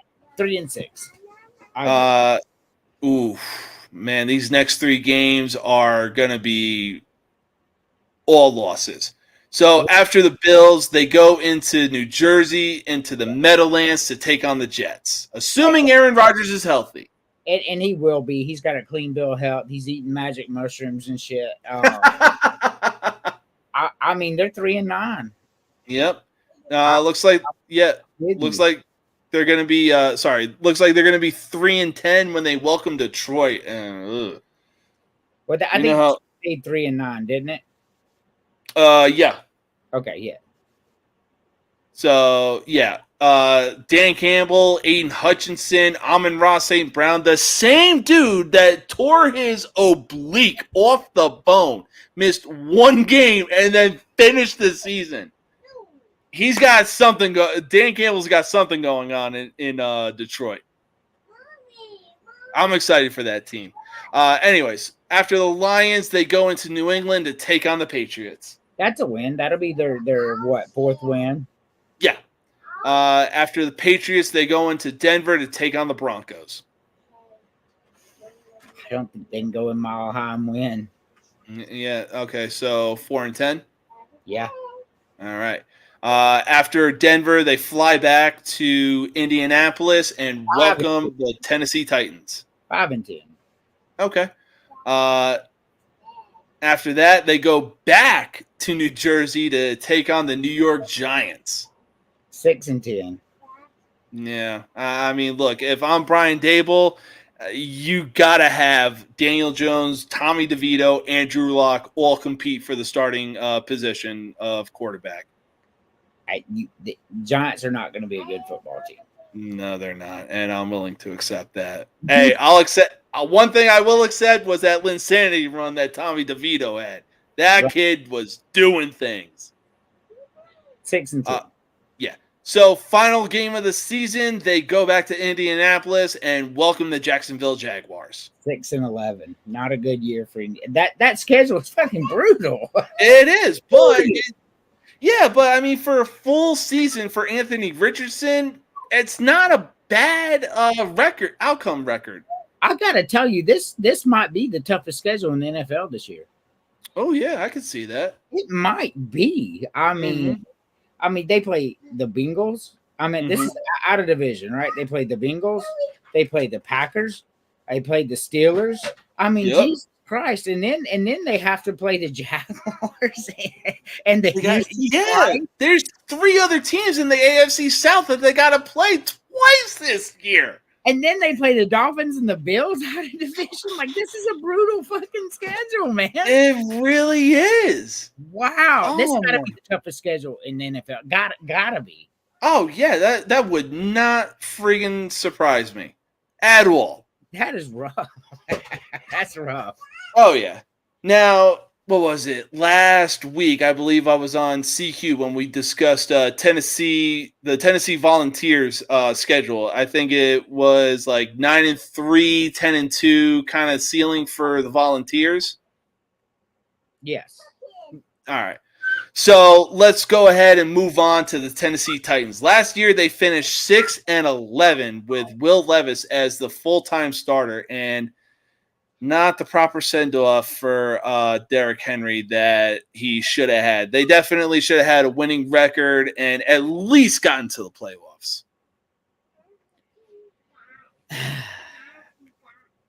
But they didn't.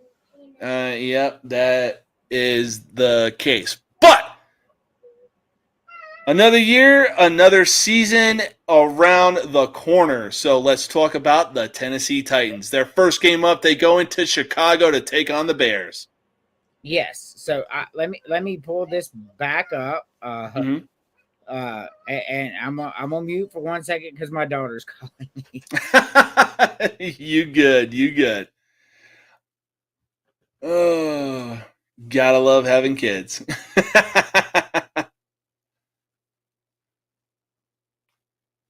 Oh, Logan, shut the fuck up. I really hope that my boy, the megastar with everybody saying L.A. Knight, yeah, takes that U.S. title off your fucking hands. Oh, what? You don't want to sign the goddamn contract because you're a little bitch boy? Huh? You'd rather fight boxers out of their prime? That's what you'd rather do? Well, she wanted money. Imagine that. Oh boy, yeah, imagine that indeed. Okay, I like all our kids ask for money. Now, during the offseason, the Tennessee Titans did sign Jamal Adams from the Seattle Seahawks. And like I said, the first game of the season, the Titans go into Chicago to take on the Bears. Man, so I'm gonna put that up. But I mean, I don't know how many people you got watching right now, but I got 50 watching just on my X. So I love you guys. Thank you for watching. You're doing better on No Mercy watching than you did CSV yesterday. So I'm a little disappointed, but I'm excited that y'all are here. Oh yeah. So we're doing the Tennessee Titans, right? Yes. Let me pull it up. Apologies. Let's see. All good. So they start with the Bears. Yes. So, I mean, in Chicago, the Bears are already a 5-point favorite. Tennessee is not what Chris says they are. They're taking an L in the first game of the year. Yeah, and it looks like the next 2-3 games because they're still in. They go back to Tennessee, but they welcome the Jets and the Packers. Bro, they lose 1, 2, 3, 4, 5, 6. Hold on, 7 games in a row. They start the season 0-7. I was just arguing about how bad the Colts schedule, how hard it was. It's a pretty fucking hard schedule. I mean, they're not getting a win. Like, they're not beating the Bears, right? They're not beating the Aaron Rodgers Jets. No. They're not beating the Packers. They're not beating the Dolphins. They're not beating the Colts. They're not beating the Bills. It'll be a tough win for the Colts. I'm not going to deny that. Right. And they're damn sure not beating the Lions. Oh, hell no. They're not even beating the Bills for that matter, too. So 0-7 going into the Patriots game. Well, they finally get their win there. They get their win, 1-7. Yep. After that, they go to LA to take on the Chargers. 1-8. Oof. They go back to Tennessee and welcome the Minnesota Vikings. They could win that one, 2-8. All right, fair enough.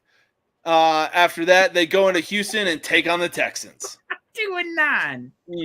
Oh, God, Tennessee, it's not looking good for you guys. Oh, we have DeAndre Hopkins. We have this dude. We got that dude. Look at the schedule, my guy. Jesus. I mean, they'll beat the Commanders. They'll be 3-9. And then after that, they go back to Tennessee to welcome the fucking Jaguars. 3-10, and then the Bengals. Yes, and then they go into Indianapolis to take on the Colts. They go to Jacksonville, and then they play at home against the. Oh my God, this is so bad for the Titans. 4-13. That is a brutal ass schedule too. So Chris, I don't know what Chris gets that they're gonna fucking win 12 games because these bitches are going 4-13. I don't get where he has the fucking mindset that they're going to win the AFC South. I mean, crack. I mean, they're going 4-13, man. They're going to have a bad fucking year. They really will. I don't know what Chris was seeing that we didn't, but ooh. Maybe he might see something that we didn't. Who the hell knows? They got Calvin Ridley, and he thinks that's the good. But like he was on the Falcons. The guy, like, he drops balls. He doesn't run. He doesn't block. He ain't what Chris thinks he is. I mean, I'll bet on that because he got suspended for a full fucking season just betting on the NFL. So you, God, he just put cookies all over me, you little monster. So you tell me how a dude in baseball gets banned for life for doing it, and this guy gets 1 year suspension. What's the difference between the NFL and Major League? Purple. I honestly do not freaking know. If I think there was like another dude that bet on the NFL, and even he got a full year suspension. I'm not exactly sure who it was. Yeah, but there you go. Anyways, we're gonna go ahead and take our final commercial break. We got the third out of the fourth team in the AFC South, and it's going to be the Houston Texans. But we also got the Houston Cougars in NCAA football that we are going to make predictions after that. It is that time of the week. Now, normally I end Friday's episode of making MLB predictions, but with football season so close that we can all taste it, it is all about predictions for teams and divisions. So we are going to take our final commercial break, and we will be back right after this message. Boy, that's mediocre. Then what the are you doing? I was drinking that. No, you were surviving it. Give excitement a try with Bones Coffee. Click on the link below to order some for yourself. Here.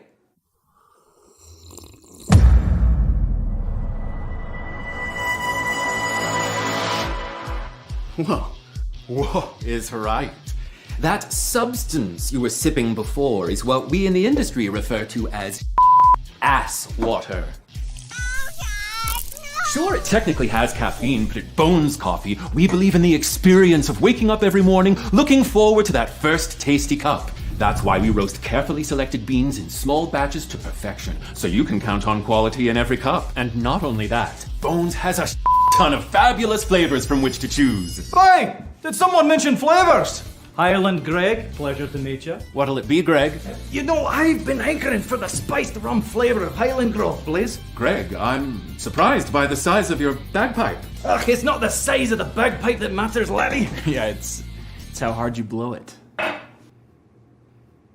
Yeah, let's leave the talking to me. Oh, gee, I just got back from chasing some hosers out of the grilling rink. I could go for some maple bacon coffee right about noon. Coming right up.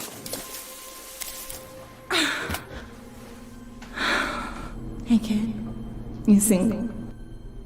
Yeah. That's why this place looks like Here you are, my salty siren. Thanks. I need the salted caramel chocolate pick-me-up after dealing with this loser.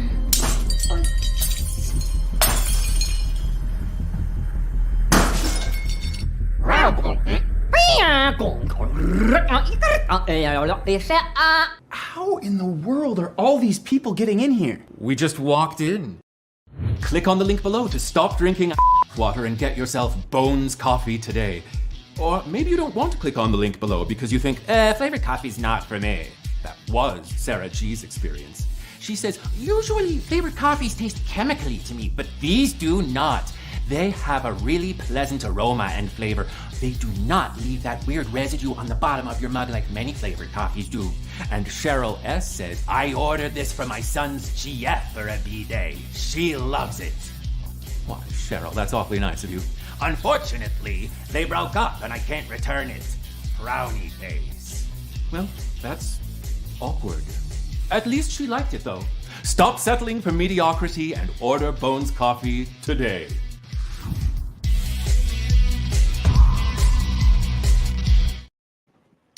I'm a big coffee lover in my own right as well. I gotta get on Bones Coffee and just try it because, damn it, that shit looks good. Oop. It's good. Oh, okay. All right. Man, I cannot wait to try that. But we are 3 teams into the AFC South, and let's talk about the other team in Houston, the college football team, the Houston Cougars, who are mainly known for being a basketball team. Go ahead. Correct. Let's get into that. I'm gonna be having to cook dinner here about 10, but we got plenty of time. So I have a question real quick. How many people are watching right now? Because there's 53 watching just through my X. I got 51 right now, and I'm on all 4 platforms for Facebook, YouTube, and Twitter. So it did that to us yesterday. It showed us just 35, and then I opened my X, and there were 70 people watching. So there's a lot more people watching than you're seeing right now. But 50 is a great place to start. Oh yeah, absolutely. But let's do the Cougars, man. Like I'm ready. I saw how many people watch on my X. I love y'all, by the way. And I was like, getting views, man. Hell yeah! All right, through villains.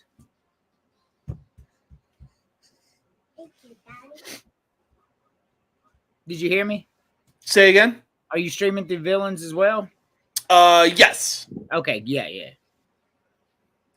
Anyways. Let's start it. All right, let's do it. We got the Houston Cougars welcoming UNLV.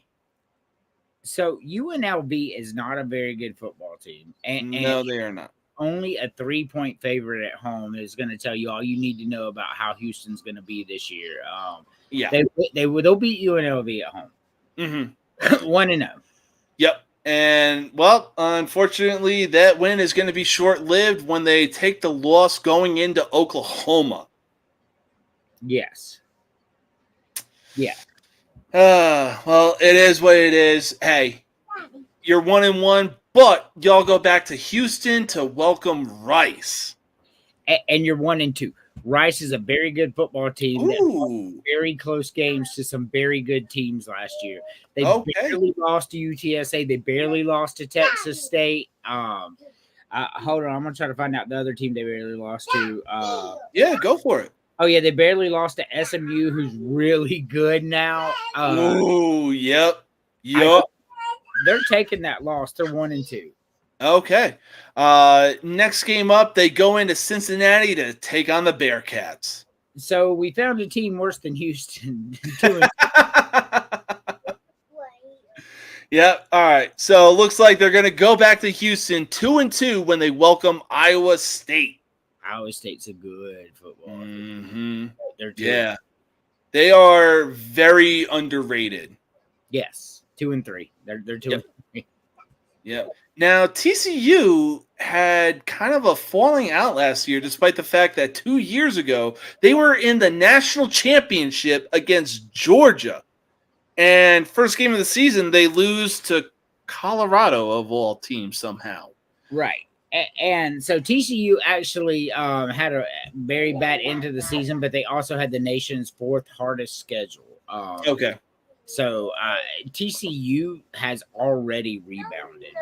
Their transfer portal additions were just like, because TCU got money.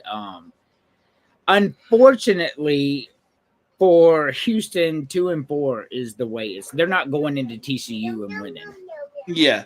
Now, out of the next games that I'm seeing right now, I honestly think that they get 1 win, maybe 2 tops. Because after TCU, they go into Kansas to take on the Jayhawks, who 2-5. They've been on the rise. Well, I mean, hell, Kansas won 10 games. 2-5. Yep. And Utah's winning the Big 12, 2-6. Yep. Next game up, Kansas State. Really good team, 2-7. After that, they go into Arizona to take on the Wildcats. Another 10-win team from last year, 2-8. Wow, that blew me away. I never would have thought Arizona to be good at football. Yeah, they're a dark horse in basketball. They were really good in football last year. All right, fair enough. I will take that. Next game up, they play Baylor. So Baylor started the season last year pretty decent and ended it pretty terrible. Baylor is a very bad football team. Yeah. Houston is too. It's at home. Jesus, 3-8. We'll get in. Yeah. And then final game of the season, they are at BYU in Utah. So BYU, what? Yeah, Pumpkinhead. I love it. So BYU's like what? All right, here I fixed it. See, there you go.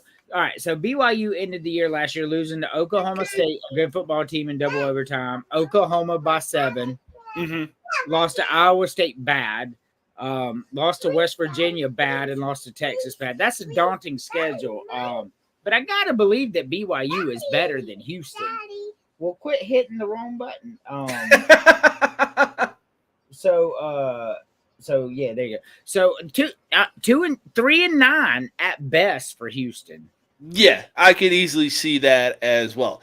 But let's talk about a Houston team that is going to do a hell of a lot better. And not only that, be one of the favorites, if not the favorite, to win the AFC South, and that is the Houston Texans. And what an offseason that they had, too. Oh, man. I'm trying to bring it up. All right, so so that they're starting the season with a W. I would say up until Jacksonville, they could be 3-0. Gosh, man, they could. Jacksonville is so unknown. Trevor Lawrence is so good. It's at home, and I think they're going to split with Jacksonville. I think they start 4-0. Ooh, okay, fair enough. Next game up against Buffalo. I mean, look, as much as I want to root for Houston this year, they're going to take the L. Once again, it's in Houston. I like Houston. I think Houston's that. I think they beat Buffalo. I think Houston's 5-0. Oh, okay. I fucking love this. Looks like they're going to be 6-0 when they go into New England and take on the Patriots. And then they run into their first L. Yeah, okay, that's fair enough. So 6-1 after they face the Packers. Hard to go into Green Bay and win. 6-1. Yeah, easily. Next game up, they go back to Houston and welcome the Colts again. 7-1. Okay. These next 3 games are going to be a battle for Houston. They go into New Jersey to take on the Jets. 7-2. They go back to Houston and welcome the Lions. 7-3. Lions are good.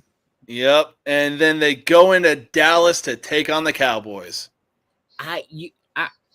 The Cowboys are good. I think the Texans are better. 8-3. Okay. All right. Fair. I'll get behind that as well.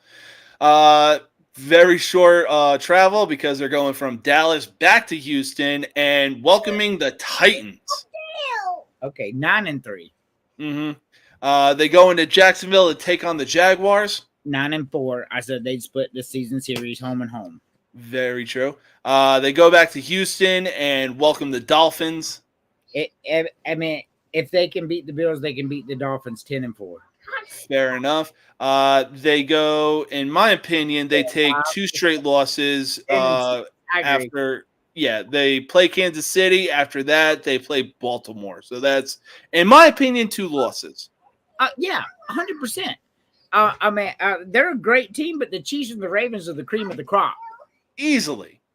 So they are, and then they beat the Titans. So they improved a 1 game. They're 11-6 instead of 10-7 this year. Yep. Absolutely. And that's a hard schedule. And it is. Games. Houston's a good team. Yeah, they are going to be slept on. I mean, yeah. Like I said, you got one of the best wide receiver or quarterback wide receiver connections, and the quarterback and wide receiver being CJ Stroud and Nico Collins went to rival schools in fucking college. Yep. But they are just blowing it up on the field in the NFL. They're going to be a good team. Will they win the AFC? No. I think that's reserved for Baltimore, Kansas City again. But Yeah. will they be the third best team in the AFC? Very possibly. Yeah, they'll. If anything, they'll be a top 5 team in the AFC. If they didn't have to play them back to back, they may be a 13-win team, but they're not beating those two teams. Those two teams are the best. No, absolutely. Yeah. I mean, on top of that, you got the Cincinnati Bengals, you got the Jaguars, you've got so many teams in the AFC that are just too damn good. Like, it is just, oh, God. Like, you talk about murderer's row. That's rough. Yeah. That's we've seen some hard schedules in the fucking AFC South. Every team had a hard ass schedule, every one of them. Mm-hmm. And the outer division schedules was getting them. It really was. But man, oh God, football season is just so close. I cannot wait. We are less than 50 days away from the NFL season, and if I'm not mistaken, we are a month away from college football. August 30th. Oh, Look, man, I like NFL. I do. Mm-hmm. But I motherfucking love college football. What's not to love? What is not to love? You got crazy college students and drunk college football fans screaming to the point where they are nearly losing their voices. Look, I wish I could pay for Sandstorm and play it during my show. I was able to buy a couple of, songs that you hear on mine. Mm-hmm. I can't say it on your show because you didn't buy it. But Sandstorm was not available. I would love to. I would start every fucking show with Sandstorm if I could purchase it. I promise you, I would. I love it so much, man. Like I am not a homer, but I am a Gamecock fan through and through. Like win, lose, or draw. Like I'm upset. I'm happy. Like I'm on the field. That's how much I love them.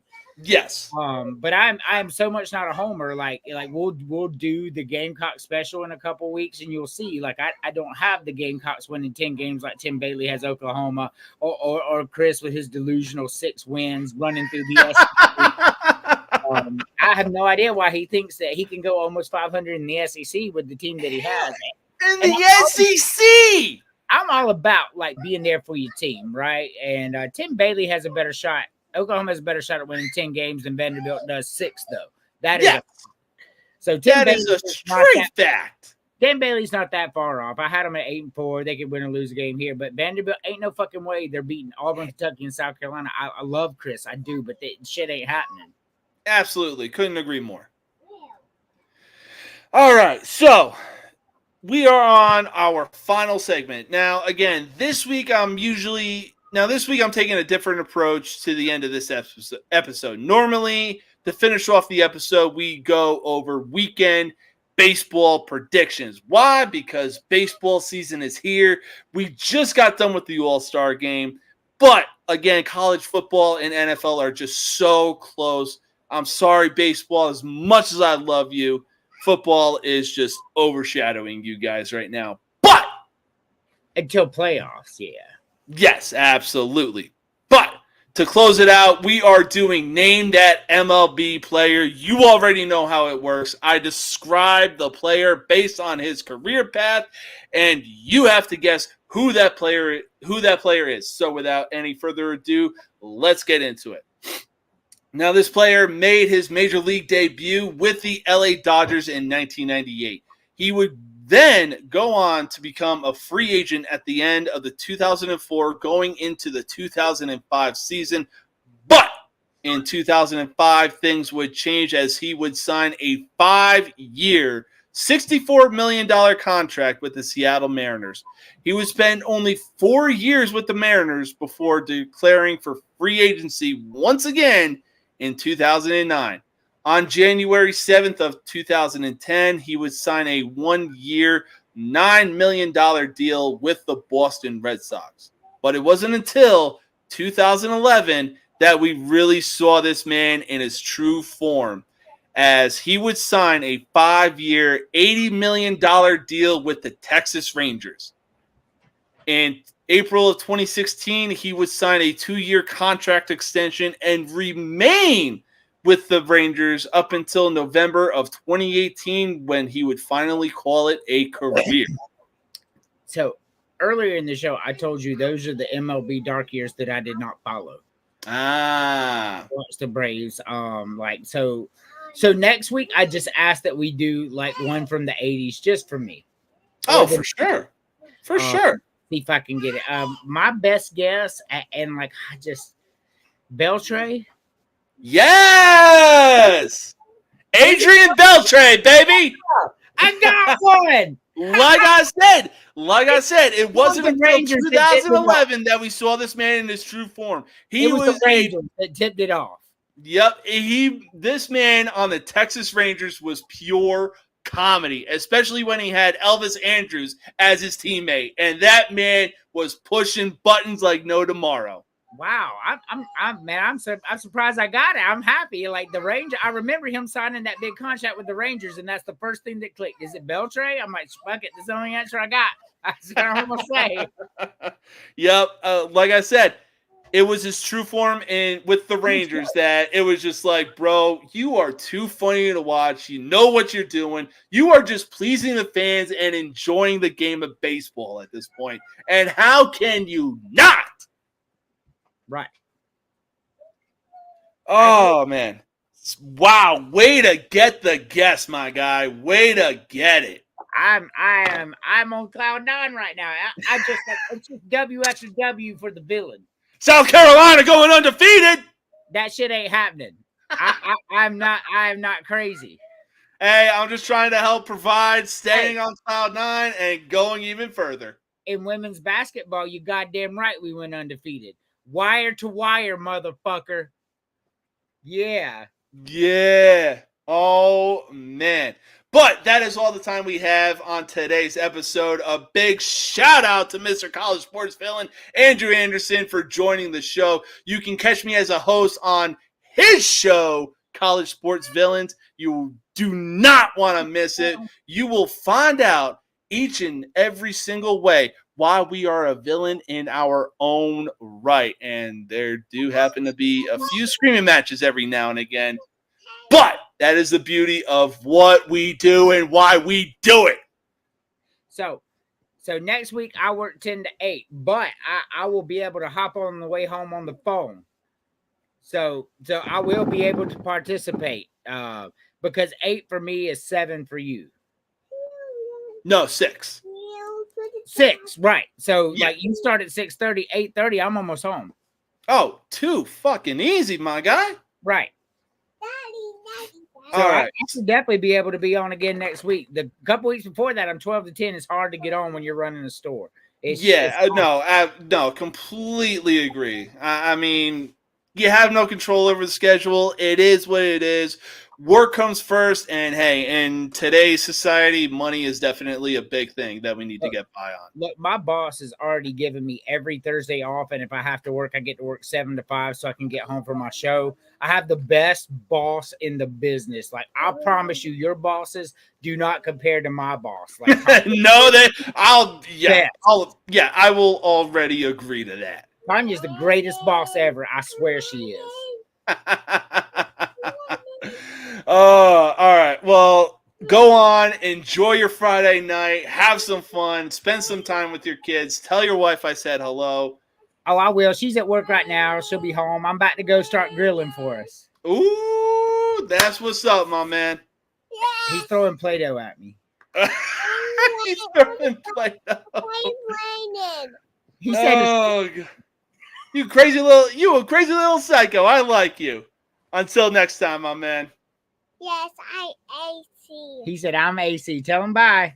Bye. Tell him bye. Bye. Peace out, my man.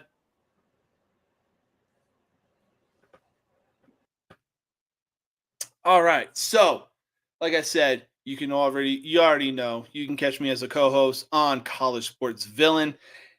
Again, we have some of the best times on that show. And as always, you already know why in our own right. We are a villain in our own right. Hence the name College Sports villains. But in a few weeks, we got WWE SummerSlam coming up, and man, this might be a really good card in the next few weeks. Until then, do not forget to click the link in the description of this video if you want some awesome Reaper Apparel merchandise or True Victory merchandise. All you got to do is use either one of the codes that are also in the description of this video for 10 to 15% off your entire purchase. Reaper Apparel and True Victory. Let them know I sent you. I always love doing what I do every Friday, and man, it doesn't get better than this. I will see y'all next time. Peace out.